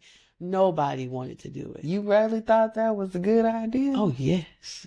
Because when we air it out, I wanted to get it off me. I wanted to tell them what was happening. I wanted to get that off me. I'm not good with lies and secrets, sis. I'm not good with that. I can't function in that. I don't know how. I'm going to say it. I'm gonna say it. Now, if it's a difference between me and you. Yeah. I'm gonna keep that shit like the Rock of Gibraltar. Yeah. You understand me? Because you can trust me. Yeah. But some junk. Yeah. That's not serving nobody. Oh, I'm gonna talk about it. Let's get this out. Because I'm doing this. What you doing? What you got? So before you even hit your 30s, it sounds like you were on the path of, I say, reconciling with yourself, With myself. to yourself, Healing for begins. yourself. Yeah. 26 is when our poetry came. It was a poem called Sad, Sad Tale. Sad tale. And it was about my abuse. Mm. It was about being molested. Mm-hmm. And that's what broke me out into poetry. And so in the midst of, for once, I had a real dream. I'm reading Psalms 25. A lady, actually the dude I stabbed, his mama had told me, probably like a week before, because she was always helping us, always there, nice lady, but just misguided, like so many black people and black parents. Mm-hmm. And so she told me, though, she said, read Psalms 25 every day. And I did. And when I tell you, I read that scripture, and that scripture became engraved in my heart and my spirit. My life began to read like that scripture. And everything was changing. So when that happened and I stabbed him, my life was changing. You stabbed him after the mama gave you Psalms 25. Mm-hmm. Would you mind reciting what that is? Psalms 25? I can't recite that, girl. I could pull it up and read it. You can read it? Yeah. Oh, you just will read it? Oh, I would read it. Oh, yeah, okay. I thought you remembered it. No. You know that ain't my ministry, girl. Sometimes that ain't my ministry. Hey. But I can recall, like, certain scriptures. I can recall pieces, I know the Bible. I can tell you what it say, but word for word. Hear what that is. Oh, I would love. It's a beautiful text. It's not long. So here we are. This is the ESV version. Okay. The name of it, in Psalms, there's titles at the top. Mm-hmm. And it's called Teach Me Your Paths. Okay. And it says, to you, O Lord, I lift up my soul. O my God, in you I trust. Let me not be put to shame. Let not my enemies exult over me. Indeed, none who wait for you shall be put to shame. They shall be ashamed who are wantonly treacherous. Make me to know your ways, O Lord. Teach me your paths. Lead me in your truth and teach me. For you are the God of my salvation. For you I wait all the day long. Remember your mercy, O Lord, and your steadfast love, for they have been from of old.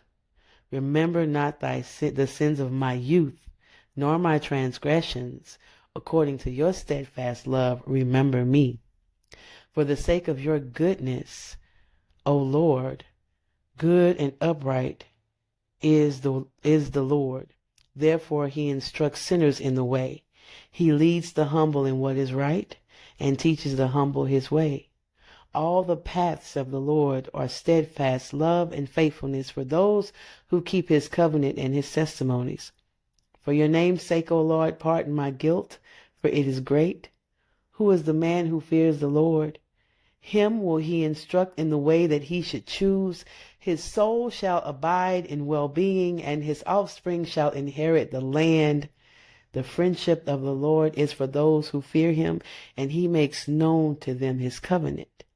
My eyes are ever towards the Lord, for he will pluck my feet out of the net. Turn me and be gracious to me, for I am lonely and afflicted. The troubles of my heart are enlarged. Bring me out of my distresses. Consider my affliction and my trouble, and forgive all my sins. Consider how many are my foes, and with what violent hatred they hate me. O guard my soul and deliver me. Let me not be put to shame, for I take refuge in you. May integrity and uprightness preserve me, for I wait for you. Redeem Israel, O God, out of all his troubles. And that scripture, girl, played out in my life, and is still playing out in my life. Wow. It's still playing. It's powerful. I spoke that I would have tear stains in my Bible. That was after that, I was pretty much sold out for God a little bit. Okay. And then I got on probation, and I was just still I met up with another homegirl. This girl used to call herself the Great White Hoe. She would go out and do things and party, and I was on probation. So I was still trying to be that girl. And then things happened in sequence. I met this guy, and at this time, I'm poetry. One guy I dated, I wrote, and I didn't start doing anything really. And this guy I dated, he started encouraging me to go into like nails, to do poetry. So the first place I did poetry was nails, and I would go to Sugar, and I was Queen J, poet from the streets. That was me. And it was off. It was done from then. Poetry became part of my life for the rest of my life. And went through some ups and downs of trying to really find my place, and trying to find God, because my daddy at one time had told me that God didn't hear my prayers because I wasn't Jehovah's Witness no more. Well, damn. Yeah. And so you go through a thing of trying to learn and see, who am I? Who am I in God? So for somebody, you tell somebody that God don't hear him, and if for somebody to say, read this every day, it was very huge for me and very impactful. It was. And so got with him, started doing poetry, instead of just writing it. And I remember breaking up with him, and he was a Muslim girl. Very interesting relationship. He wanted me to be his second wife. Oh, damn. Mm-hmm. Okay. Yeah, because his baby mama that was in St. Louis, he wanted her to be the first. But I would be the wife that would be like the one that would sleep with him every night, and she would be the wife to raise the children. Oh, okay. So you just had to fuck him, and she take shit. You a little different once you done. Let me tell you something. Like That offer has come to me 4 times. I've been offered to be a second or a first wife. One, he was the first one. The second was this African that actually lived in South Africa that had so much money. His wife was from Texas. He wanted me to be the wife with him to go travel London, all these places, like literally all these places, travel and have escapades throughout the world. But I'm his second wife, and I would help. He said, you choose the third. He had money. Like, he was one of these big African oil people. Wow. Money. He would send me money like it wasn't nothing. This when I was in Houston. Then there was another dude, a little young cat.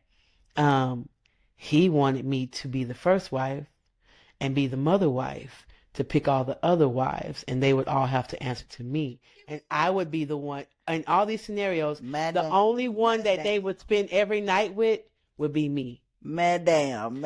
You feel me?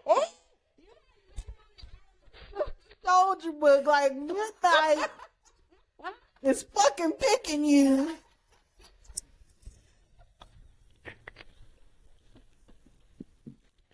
And then the last one was recently this year. A guy who is in, he's in Australia, somewhere working. Again, big money. And his wife is here. And he says, I'm looking for another wife for me and my wife. Wow. And that would be where I would be, in the midst with them in everything. In everything. And I've declined all those, opportunities. You monogamous. Huh? Oh, yeah. Man. They couldn't deal with me. I'm telling you, they would be mad at me. They would be mad at you. Because I ain't gonna come with I don't do animosity with women and all that. It's some things it's some codes that I don't cross. Personal But codes. what will we be mad for? Look, hear me out. I'm just saying. Now, you could be in a boat with 3 other bitches. You hear me? We all going. You hear me? Ain't nobody helping us do shit. We in this boat together. We're in this boat together. Why we mad at each other? Well, I wouldn't be mad at none of them. What is we mad for? Girl. My joviality would make them mad at me. Listen. You watch the kids this Friday. Oh, you feel me? I'ma cook everything. Okay. And I'ma watch them. Okay. So you could go. Yeah. The But other then wife, you you got got kitchen duty, Boniqua? But these now this situation I'm talking about, we gotta do everything by ourselves. We supposed to be banding together, right? Yes, ma'am. All right. In that, though, the strange thing that I was taught, because it used to offend me greatly. Bonnie mama, I want to take care of you. You hear me? You was offended. I was offended. I see. But then it helped me to learn the nature of men. And when I studied Islam, it helped me understand how that is. If you can take care of them, you can have them. But is it the nature of men? I do believe it is. Do you? I do. Not all. Most. Do you? Those men who have that. I don't want you to single us out. And the reason that we don't is because we can't. I'm just saying, like, don't get me right. And it's becoming more prevalent. It is. It ain't for me. But in that dynamic, no. But in another dynamic, but I just don't want to totally lay it at a man's foot that this is only your nature. Because the true, to me, being human, if I could get away with it, would I do it? Now, okay. Let me just say this. I mean, because they mean women have, too? Hell yeah. I mean, they have willing participants that actually do these things. So I can't just lay it at a man's feet to be like, that's your nature to want more than just one person, or, and in their defense, they are meeting all the needs that they think are required, in essence, financially and things like that. I get that. But I'm saying, if I was like, Treva, you could have Johnny Depp, Malik Yoba, Idris, yes, baby, Morris, you could have whatever you like. Now, in that situation, Understand what I'm saying? as there would be stipulations, because they would not all have to fold to me. Everybody had but a they right would all understanding. have the right. They would all They have to come love willingly. me dearly. They love you. That's number one. I'm just And saying. everybody gotta be free. Everybody friends. Everybody, because we ain't doing that. Everybody. Yeah. Okay. Yeah. That's all I'm saying. Yeah. Let me get you on to these 30s, because we'll be. So you are the queen of indecent proposals. I am. Fucking with me. I am. Shit. So. I 30. was offended. Somebody hitting you in your head with all that money and a good time and escapades and travel. And I did not take it. I'm offended. I can't believe. I did not take it. Give me the baby daddies so don't do shit. I want to do my time, girl. I want a project. I don't want no millionaire that can handle two He was a bitches and a millionaire. pit bull. Yeah. I want this. He could. This man, that all came into and not knowing my value from the things I was accepting. Because shit, let me tell you something, girl. At the time, let me tell you something. With the damn African, I had his ass just ready to give me money, whatever I wanted in my hands. And I was 36, and girl, I had a young person. He was legal. He was legal. He was young. Oh. He was young. He was legal. Wait, I feel around. Don't tell me around. Talk about it. Hey. And it was, he lied. He looked older, way older. So he lied to me about his age. And girl, it was one of the most probably serious, craziest, throwed off as addictive relationships I've ever had with that boy. Oh. For real it was. He was black as midnight. He was a man. He was. He called him a boy. I did. He was a man. He was a man? He was a man. A man? I'm a man. Oh, man. He was a man. He was black as midnight, girl. But he was another whore. He was young. Oh, yeah. But didn't want to let Treva go. Come with the territory. Yeah, he did not. To this day, this boy will still be in my inbox. He way in Kansas, Lord. Wow. Hey, baby, because I don't do enemies. I don't do that. If I got to be your enemy, I will not talk to you. I will block you. We won't have no nothing. Mm. So even Psycho, shit, I gave money to Psycho and this girl, his new lady. And like, let it be for what it was. You in a different place in your life. Oh, yes. You know, you can do shit like that. Precisely. A lot of people I've seen, they just can't get that. They don't understand it. You know, it's like we gotta continuously be beefed out, and life is moving on. Life is moving on. I can't move on with beef. Yeah. That's stress, strain, and sickness. I don't want no parts of it. Yeah. So I choose different, you know? Yeah. My 30s were rough. My 30s, I despise my 30s. Why? It was horrible. It was going a all lot of up karma. and through you. A lot of karma. Going all up and through you. A lot Sure, of karma. it was karma. Oh, yeah. Sure. All that shit I stole, you got to pay for it somehow. I had so many financial issues, a lot of financial woes. I was sick. Mm-hmm. My cycle was just out of whack, and I didn't have no fibroids or nothing. But I've just had these crazy cycles. I was on probation. I lost the love of my life. Jerome, the one good guy who I really loved for real in my 30s. I met him on Thanksgiving. Matter of fact, I met him when I got on probation. I had 5 years adjudicated probation for felony aggravated assault when I stabbed old boy. And during this probation, I had my job. I'm sorry.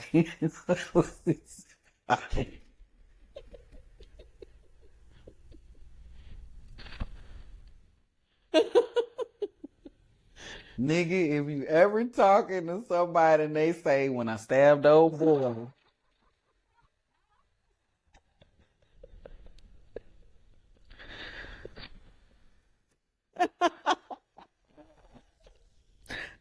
They may be changed, but they really don't give a fuck, okay? Leave them motherfucking people alone.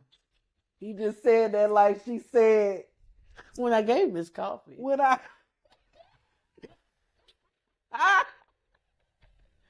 When she stabbed old boy. Yeah, when I stabbed old boy. I'm here and we back and it was Thanksgiving. And I was at Jack in the Box. Come on, Jack and Cricket. I had to work a second job. Okay. And I had never worked fast food before in my life. But I really liked it. And any job I got, I'm going to excel because I'm going to work. I'm going to work with integrity, you know? I'm going to do my best. And so I was working. Stealing. Okay. You ain't even boosting. At all. I had to pay their restitution. Supposed to do that. I couldn't do that.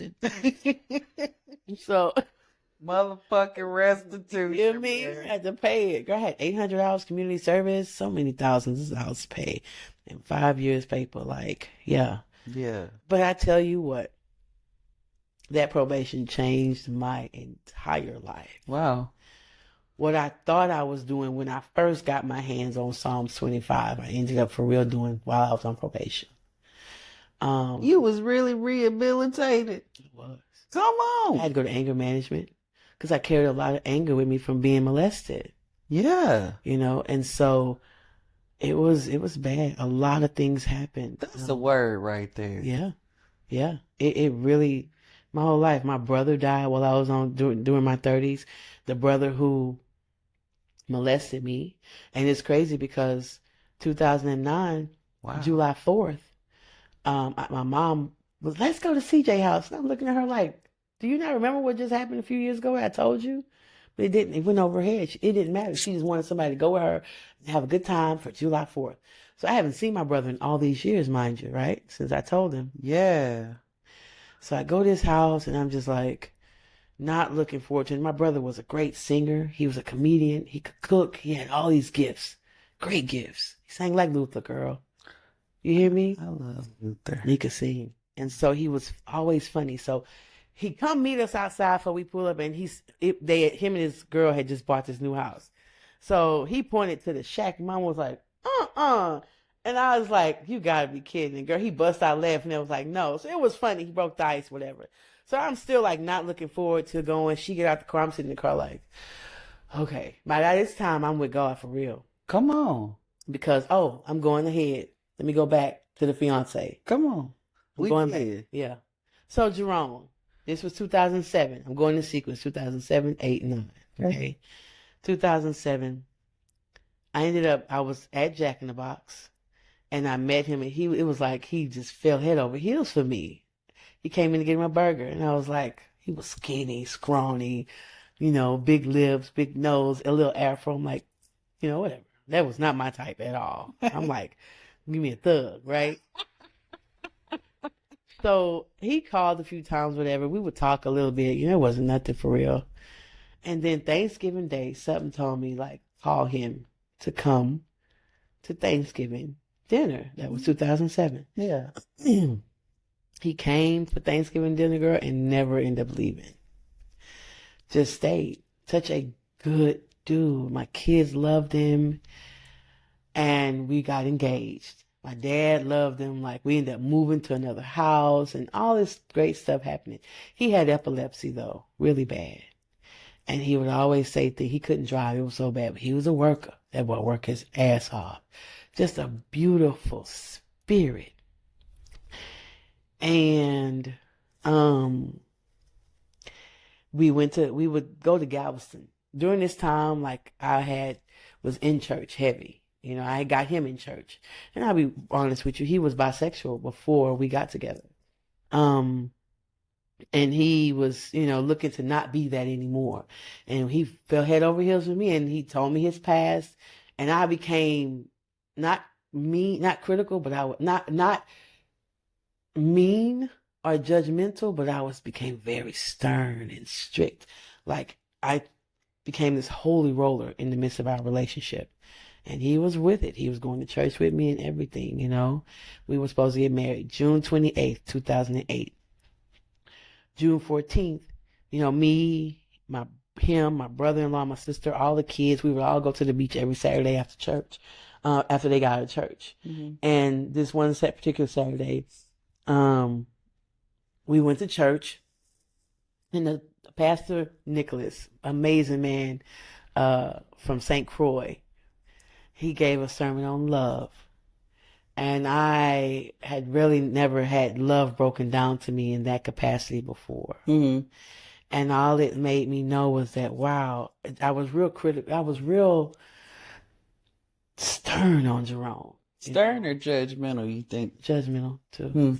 Yeah, I was. Because I would be on him to do certain things or just straighten up. And he would listen to me and, I think he wondered if I loved him for real. And so that day in the beach, it was June 14th, 2008. Him, my brother-in-law, my sister, 2 more ladies, and they all link, and my son and another little boy named T. My son is 10, T is 9. And they link up and they all go out far, out by the jetty, far out. And I'm in the shallow water with all the babies. I had my 2 girls. I had Shan, 4 children. I had all the little bitty people. And long story short, I start hearing this cackling. Well, what ended up happening was Jerome ended up drowning that day. But before he drowned, he was saving my son. He saved my son's life because what happened was the riptide caught my son and took him under the jetty. And Jerome went after him. But before that, right before that happened, he didn't know if I really loved him. And it's so funny, he loved dolphins. And that day, as we were on the ferry, girl, the dolphins, I never seen this all my years. The dolphins were like, boom, they were just jumping up and down. Yeah. He was like, baby, I'm going to swim with the dolphins today. I say, you are, huh? And so I was so religious, he probably thought it was sarcasm. But I used to have a gold grill because a nigga had busted me in my mouth and my teeth was chipped. Well, shit. Fucking YN tree. Okay. So I put a gold grill in my mouth to cover that chip. Go. Dennis, shit. Ella with a go. Gold, girl. You know me? Girl, and gray contacts. Hood. Come on. HOOD. All caps. Period in between each letter. I was. Okay. Child. And so that day, winter had hit me in my mouth and my grill fell out. Well, he had never seen me with my chipped teeth. Never. Mind you, this is the residue from who Treva used to be. All this. This is not the Treva you see now who is loving God and trying to really do right by God. You know, and it was like he felt me. He came up to me and he saw me and he was like, what's wrong? Like he could see me from way out there. He saw me. He came back. He was like, what's wrong? I was like, what did my gold out of my mouth? Because I didn't want him to see because he had never saw me. Yeah. And he was like, let me see. I was like, He was like, let me see. And I was like, I gave a little crack. He was like, you still beautiful to me. And girl, my heart melted. And I said, I love you. And I meant it. He says, I love you too. And that was the last words we said to each other. Oh, wow, Treva. And he drowned in Galveston. Saving the baby. Saving my son. And he saved my son came. He pushed my son's feet until his feet touched the sand. And then he took him, baby. Riptide. Yep. Wow. And so I had a lot of karma came to me in my 30s. I hated my 30s with a passion. I got married. And 6 months later, because I didn't never deal with grief, I didn't know how to deal with that level of grief. I had been losing from 2007, because my grandma died that year, 2007. My grandma died in 2007. My Jerome died in 2008. And I got married 6 months after Jerome died. Because I was just trying to hurry up and get over with. Met back up with my old classmate, and he was just a charlatan because he wasn't who I thought he was. He was another abusive. He tried to kill me, girl. He tried to choke me out with a military chokehold. And by this time, my life I'm all the way different. At that day that he tried to choke me, I literally heard the voice of God, Christ, somebody was like, because I was like, Jesus. I said, in my mind, because I couldn't talk. I couldn't even breathe. And I was like, Jesus, if this is how I'm supposed to be, so be it. But if not, release me. And he released me. And I'm like, trying to really catch my breath. And I heard a voice so clear and says, you don't have to fight anymore. You're a lady. You don't fight anymore. And I haven't fought a man since then. I haven't. Nobody.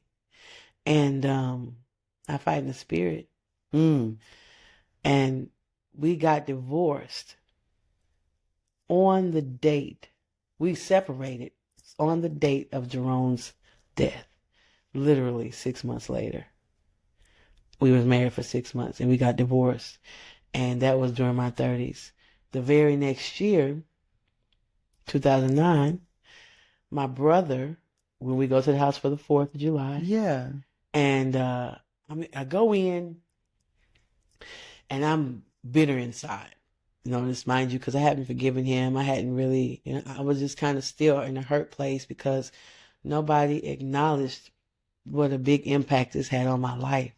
My family didn't acknowledge my pain. The only one who did was my sister. Because I told my sister now, when she was 5 years old, watch out for this. Not on my watch.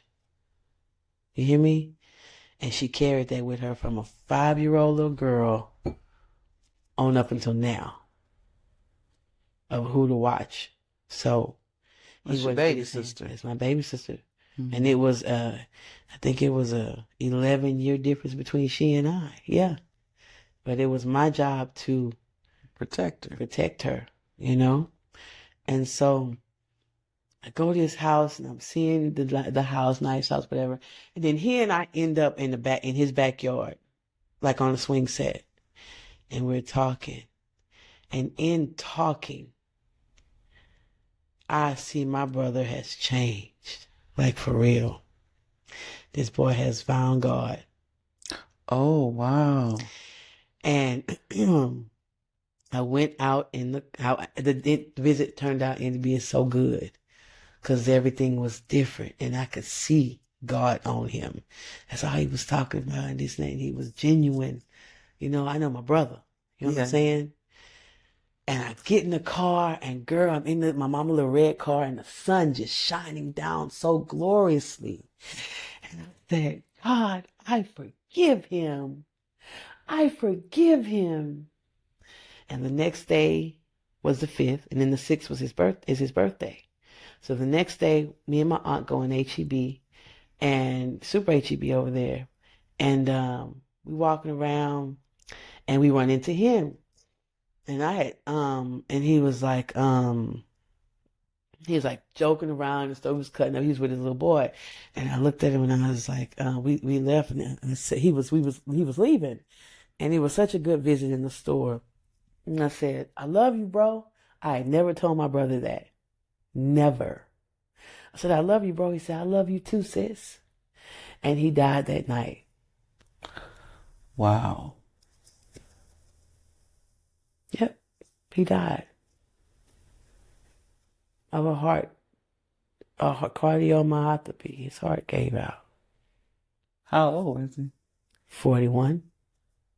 41. Mm-hmm. So it's these ages that are milestones for me. I'm in a milestone now, 48, because my other brother died at 48. Right? And so during my 30s, I found out my daughter had been touched by the brother who used to protect me. Oh, boy. And that's when my daddy believed me, because I was going to kill his son. And the only thing that kept me, I couldn't get to his son. He was in Austin. And I called my bro, Jamone. I called him. I said, bro, I need you. I'm going to get to Austin, because he was from Austin. I said, I need you to let me know what's what. I said, I need a gun. I said, I either need it now or before I get to Austin, but I'm going to Austin tonight. He said, all right, sis, I got you. He said, but let me come talk to you for a moment. And I'm sitting in the car because I couldn't go. I was just distraught. Now, my daughter, she was 15 when she told what he did. And my mind was gone. Yeah. And he sat there, and he knew how much I love God. For real, I do. Because everything he done for me. For real. And my brother said, okay, sis, he said, I got you. I made his phone call. He said, but before we do anything else, he said, I have to ask. Now, he Muslim, another Muslim. God always had Muslims around me in some capacity. And he say, what would Christ do right now? And I couldn't answer, and all I did was screamed. I could not answer because I knew what he would do. And I did not go to Austin. and I did not shoot him. But in 2017, my brother calls me. He say, "Sis, I'm trying to make recompense." He said, I want to have a dinner with the family. I want to apologize for everything I've done. Because this is my best friend, mind you. This is my best friend, my sibling best friend, brother. So the fact that you did this to my daughter, how could you do that? The one that came and got you out the room. Right. And thank God it wasn't bull, but when you touch a child, that throw their mind out of whack. You feel me? And that's what he did. And I'm walking with God. I'm walking with God. And I mean, in the sense where I am church deep, knee deep in church shit. Okay? Very religious. And I said, okay. I forgave him. And I said, okay, I'll help you. Let's plan it. He came home, went to my mom and dad's house. My brother arrived in Beaumont, and I never got to see him, not one time, living. He got here on a Tuesday. Within 7 days, he was dead. Gone. You hadn't seen him. I had only talked to him on the phone. But he looked like a 90-year-old man. And when I seen him dead was the next time I seen him. This boy looked 30 years younger. That's how I know he was demonically torn. My brother had done some shit. Like he had been a Satan worshiper. He had told me this. He had done things. He had caught up with some pretty bad people and did some pretty bad things. And he had a lot to atone for, and he was trying to do it. But he died right before. You know, and that caused a lot of trauma. And then he died at 48. So now every time these milestone birthdays come to where one of my older siblings passed, I'm just like, God, keep me, you know? And I don't have fear of much because essentially I see how darkness was able to, because if you have fear about something, that is an open door to give darkness access. And the biggest fear I ever had, I never wanted one of my children to go through that. In a million years, never. And it was a fear I was very cautious, very fearful of it. And that fear opened that door. You know what I'm saying? And so we've had to navigate my family, my kids. I love my children, but they have a hard time figuring it out because we have endured as a family so much trauma. And being grown, it's like, okay, let's get counseling. Let's do this. Because back in the day, I did not, coming from a Jehovah's Witness background, it's difficult to navigate normal things, what are normal to people. That was of no possibility for me. So even with I've had counseling. My counselor has been literally me and Most High. That is it. And he has taken me a hell of a long way. And so my love now is exponential on purpose.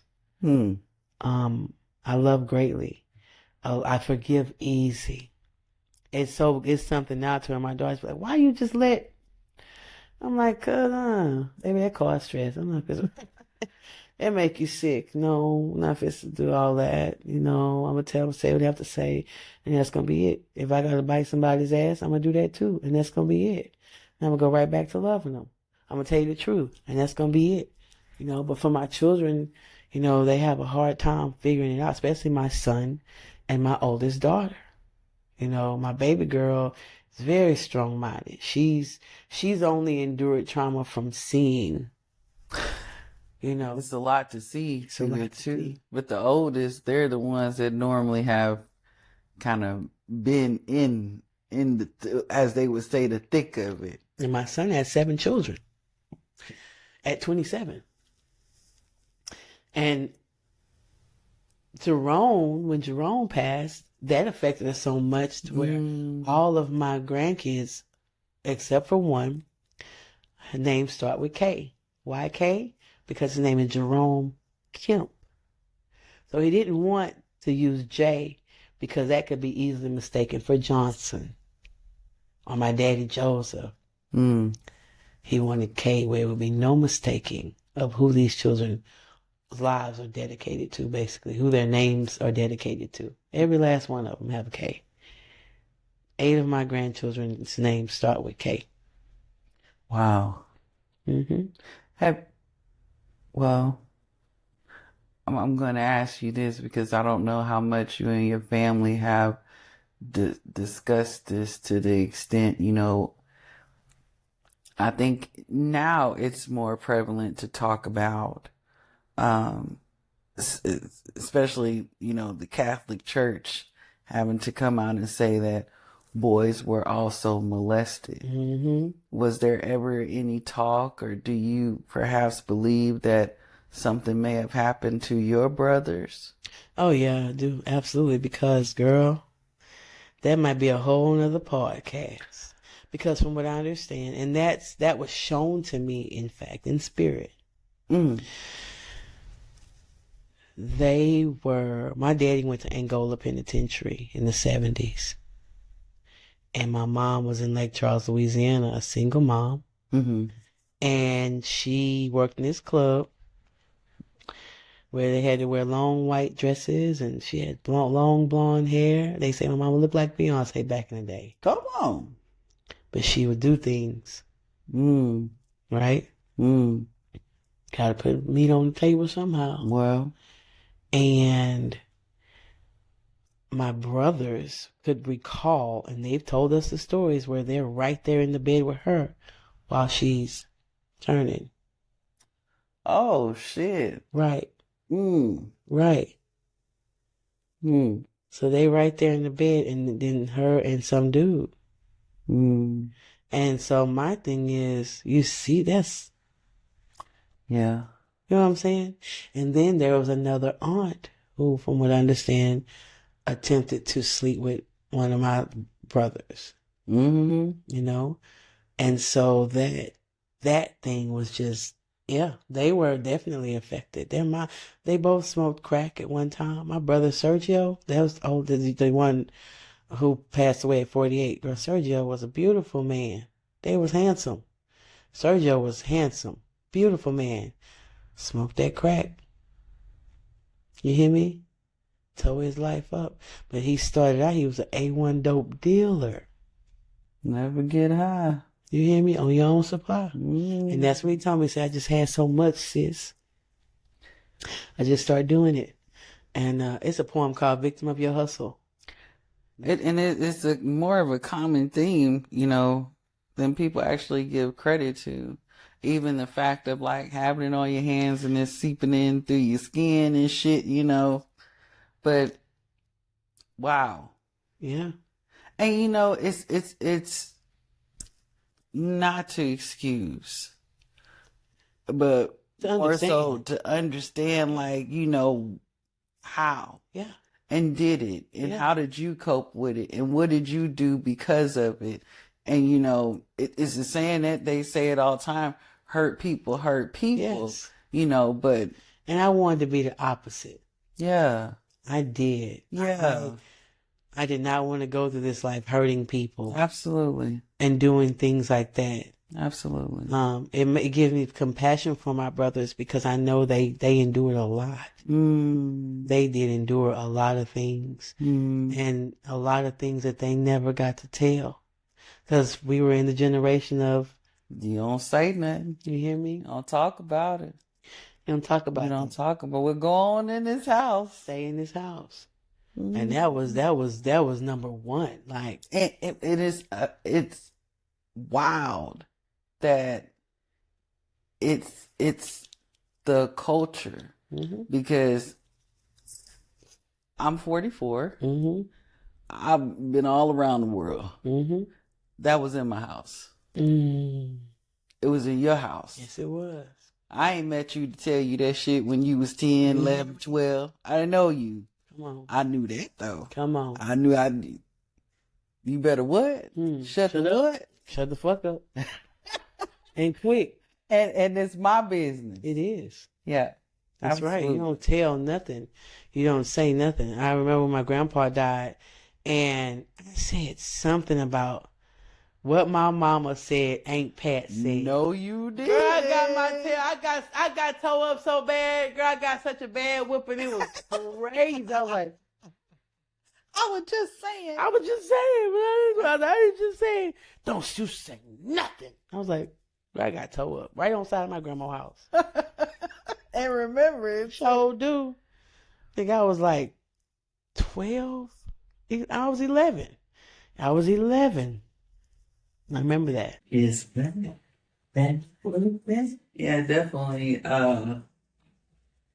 Didn't talk about a lot of things. And not even, just things that could potentially be traumatic, like, spiritual things. Yes. History. Yes.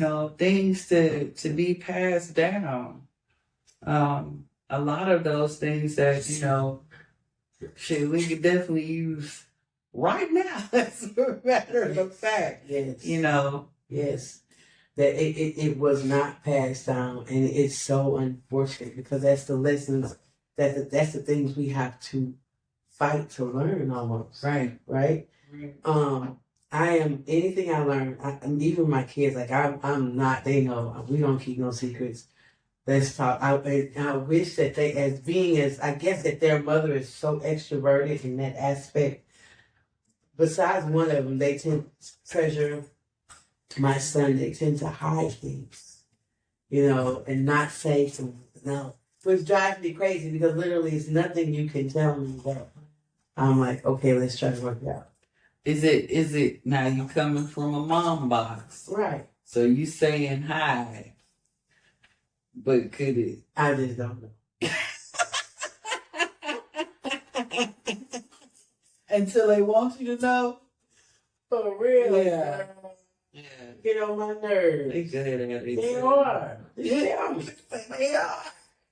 Just tell me. But who is Treva? Hey. Oh my God. Damn. She won.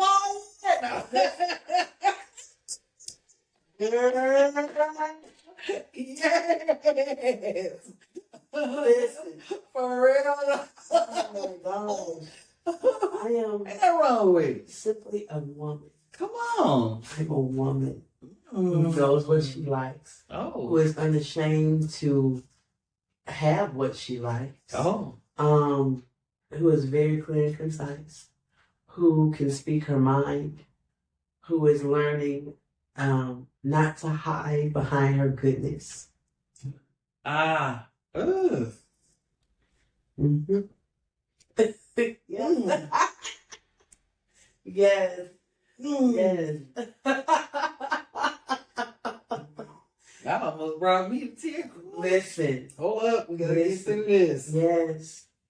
Come on. Please continue. Yeah. I'm learning. Not because I did that for a long time. And I'm just me. So I don't let my goodness overshadow the times I want to say, man, fuck you. Man, because I swear all I heard was, because I don't give a fuck about none of you niggas. I'm a dog. Come on. That's that my head. Like, I'm still here. I'm still here. Oh. And you can be good. Yes. You still good. I can be golden like that. Because everything you get is genuine from me. Absolutely. Even when I cut your ass out. You know what I'm saying? It's genuine. Just don't give me no reason to do that. You know what I'm saying? Be real. I love real conversations and realness. I love the Treva who can recognize when relationships are not for her. Third person. You Please hear me? continue. Yes. Mm-hmm. I love that Treva. Yeah. who's bold enough to say, no, I don't want that. Oh, I can see, and this ain't gonna end well. mm. You know what I'm saying? I love that Treva who was bold enough to walk away from some things, and bold enough to go after some things. You know, I genuinely can say today I love me. That has been a journey. That's the journey, completely. Yeah, I do. I love me. Girl, Come on. you love who? Me. You love who? Treva. Come on. Yes. Period. No explanation. Without a thought or breath, no, it's up there. That's right. That's right. All of me, All of me. every version. That's right. Because without all those other versions, this chick wouldn't be here today. Oh. I would not. Able to control myself and recognize situations and laugh. I love to laugh. Oh, the The laughter. laughter. Doesn't it carry you? Oh yeah, it sure do. It carries you. It absolutely does. It's healing. It's healing. The laughter, you know, even being able to cry whenever I want. The The crying. crying comes, and the crying comes at times it's uncontrollable, especially since my mom passed. Since my mom passed, I have more moments of uncontrollable tears, and I just have to let them flow. Yeah. I will say, this might sound strange. My mom passed September 5th of this year, and I grieved her life more than I grieved her death. Because my mom never had a chance to be free within herself. She never told her truth. She never was real. She hid behind her goodness forever until she left. Until even she was on her deathbed, her hospital bed. I'm like, Mom, like, is there anything you want to say? Anything you want to release? No, everything's good. I'm okay. No. It never did. You hear me? And I got a reading. And in that reading, the man was like, what's so crazy is she held on to such old things of unforgiveness. He said, if she would have released it, she'd still be here. I said, I know.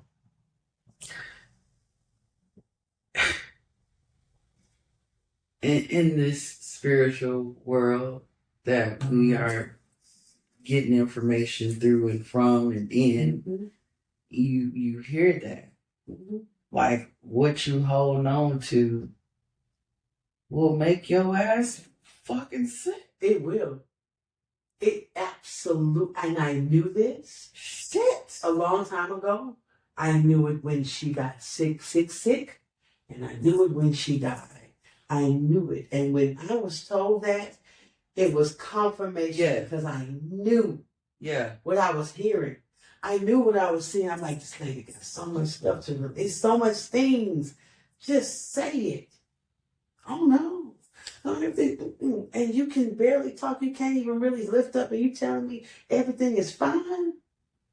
There's no way. And she left with it. And you have mastered Come on. the art Come on. and the abracadabra. Because that fucking shit is magic. Come on. And spiritual and God Yes. and breath. Yes. Being able to release Yes. and let it go. And let it go. And let it go. With Girl. the wind.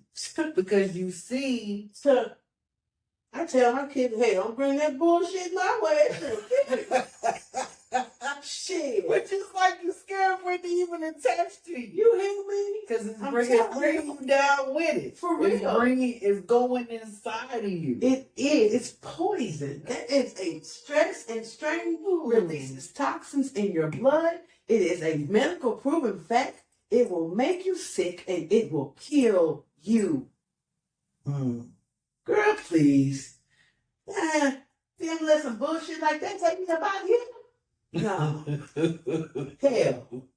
No way. Take it back. You hear me? Return to sender. Return to sender. I don't want it.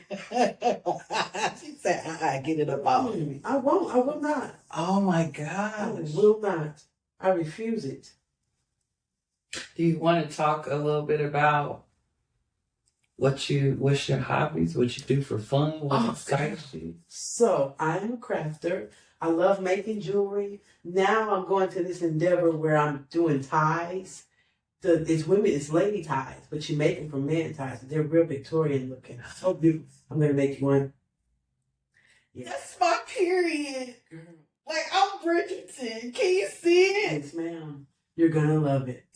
It's beautiful. I'm gorgeous. Yes, I you can are. see it now. Yes, it's gonna be Oh, I love it. phenomenal. Yes. Girl, Yes. I cannot wait. So that's my project. Okay. I love to make things. I have many gifts. Talents, many.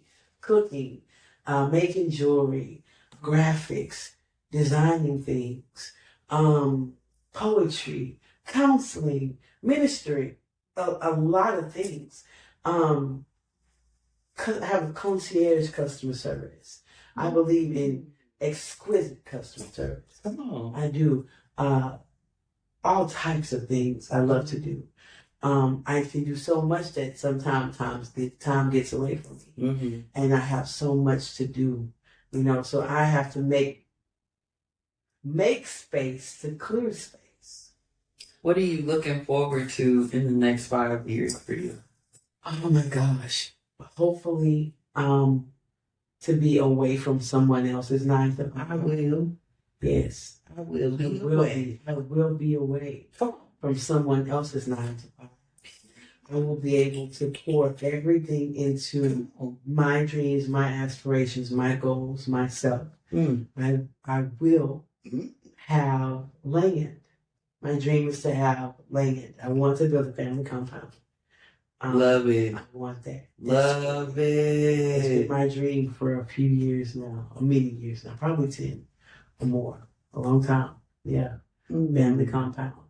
I will have another book completed. Okay. I will be thriving in either the program I'm attempting to create for the children in schools or as a trustee with the district. One of the two or both. But and I will be all over the place. I like it. Worldwide. Renowned poet, world renowned poet. That is the dream. Yes, that's nice. And being my best self. I'm gonna be 53?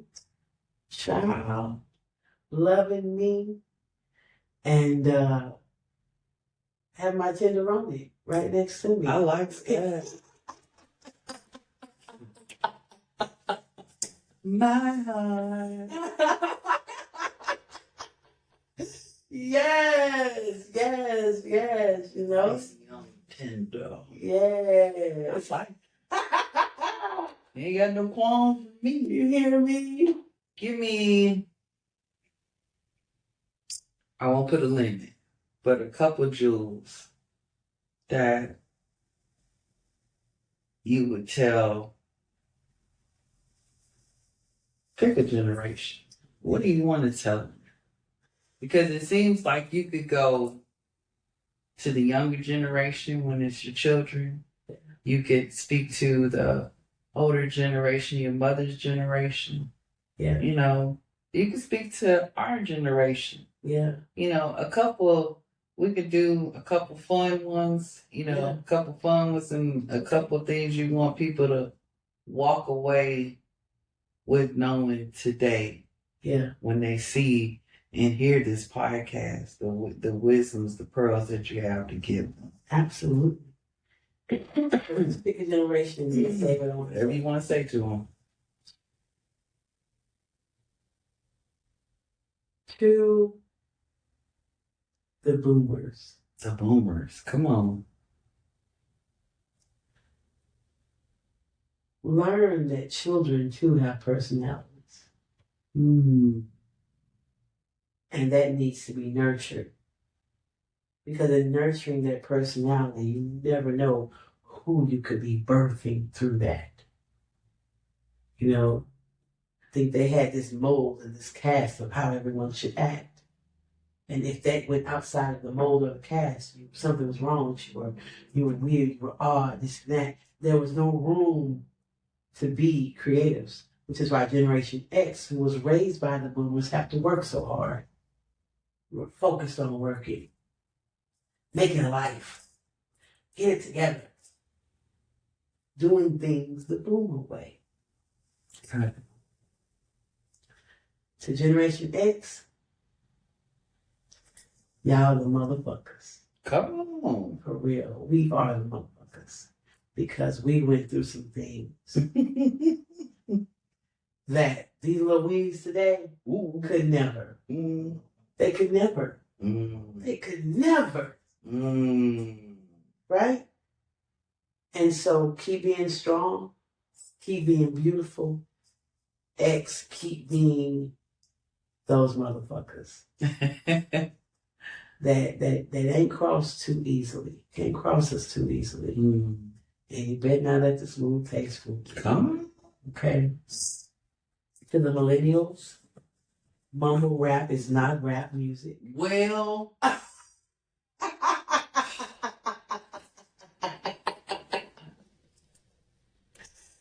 Mumble rap is not rap music, and it's totally okay to for everything not to connect. It's okay when you cannot connect the dots. It's okay. It's okay. To Gen Z, keep saying good morning. And there are times in this life where you absolutely have to wake up and choose joy. Absolutely. In spite of everything, it's a choice. You can choose joy, or you can choose that other thing that's sitting on the other side of you on the other bed. Because it's waiting there too. And to everybody,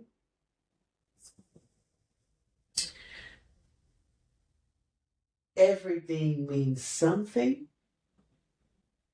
And let's all strive to just be kind and utilize wisdom.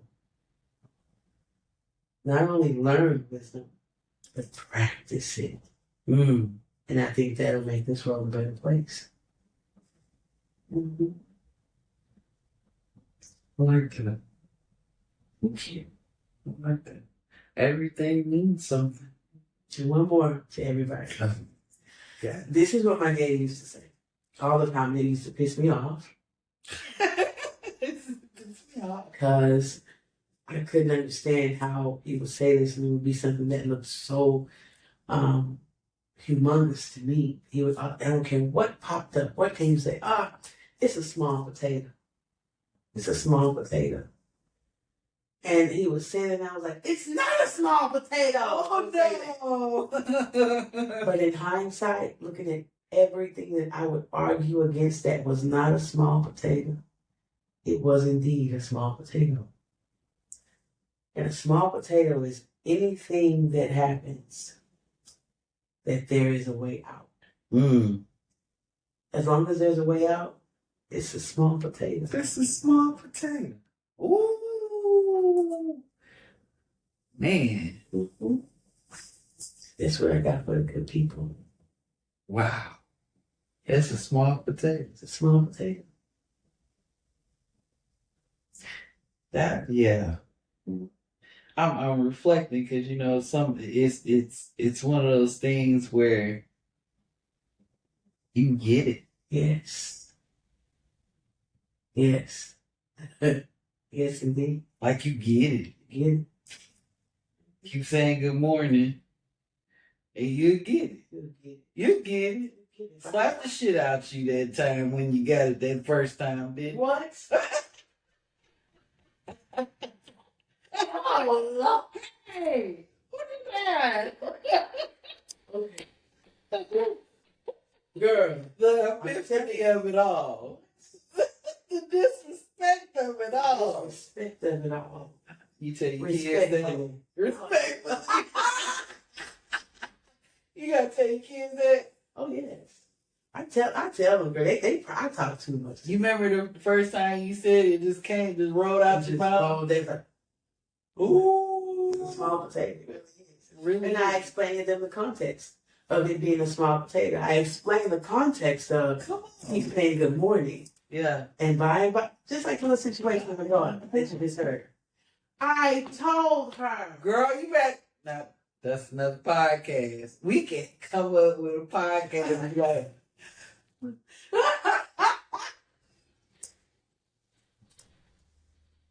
why? Now I told you so. Why? Your motherfucking ass. Listen the first guy. It's not everything I said. Listen the first time. Huh? Now somebody don't threaten shooting up the apartment that you ain't got nothing to do with because your neighbor and this now. But I told you, don't finagle. Don't With the finagle. finaglers. Don't finagle. Don't finagle. With the finagle. With the finaglers. I told you. Rough. Down here. Where in your house? I bet you are. And look, it's so nice to be something to run to. You know? And the fact that you have totally changed the trajectory of it all. Yes. Because they may not want to, Come on. but they gonna say it eventually. Oh, yes, absolutely. In times of trouble. Girl, my son's theme song is Mama use Mama use Mama use I said, shit, Don't worry about it. Don't worry about it. Don't worry. It's got some more lyrics. Don't worry about it though. You feel Because me? you write about something. Come on. And there ain't no playbooks to this shit. No. When it comes to motherhood, you know, No. I mean, and with you really walked out into the world. Green as that ivy plant behind you. That all these greens mixed together. That's how green. I was green. I knew nothing. Green. 17, 18, I knew nothing. Nothing. Girl, I tell you, baby, Wow. I'm above my head for generations to come. They don't have to do a thing but listen. Yes. Now, if you want to go. I mean, that's one of my favorite sayings. I already did it for you. Right. I did it. No, I'm telling you. I'm for real though. Yeah. Like every part of what I literally did it. I did it for you. You don't have to. They got a t-shirt. I can tell you all about it. Stop singing about You hear me? Keep saying too. Shit. The whole night I can tell you. But again, y'all don't believe fat meat greasy. Well, You don't. So you got to see. is there anything else you would like to add to this already Oh man. stupendous episode? To say it's the first episode, like, oh shit. No. The resonance is just I'm seeing it now, and I'm glad. I know I asked you what you had to say. I'm glad Yes. that someone will hear their story tonight Yes. and see you as an example and a beacon of hope Yes. for those that might be hopeless in the moment. Mm. See your smile, your candor, your whole display of I'm here. That's right. And bitch, ain't nothing you can do to a why you ain't gonna stop me. Okay.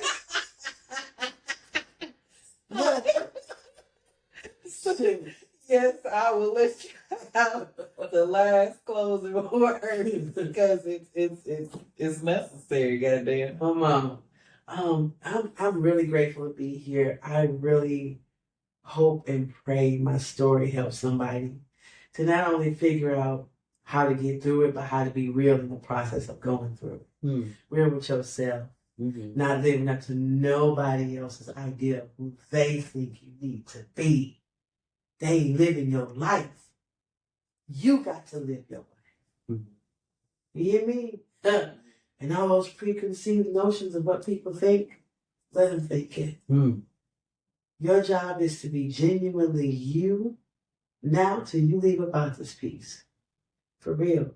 And in being genuine, I believe that every purpose, everything, every person we're supposed to touch, it's all going to come, it's all going to manifest, it's all going to come to pass. Because when you're in your genuine self, what people understand is when you're your genuine self, that's when real alignment comes with Most High. Because that's when He created your genuine self. So if you being your genuine self, it's inevitable you're going to be in alignment with Most High. Oh, Neo. Okay? Genuine. So that's what I gotta say. We have a lot of people around here who don't know who they are and have no idea how to get there. Just walking, doing what everybody else thinks they need to be doing. Acting like everybody else thinks they need to be acting. No. It's somebody in there. And it's somebody we ain't never seen before. Come on. I want that person. Yeah. So with this podcast, I pray that my life that reads like a fiction novel, but it's also real, blesses somebody to be like, damn, she really is a YN. But I'm Queen YN. Okay? I'm all of that. All that. And I love it. Yes. Absolutely.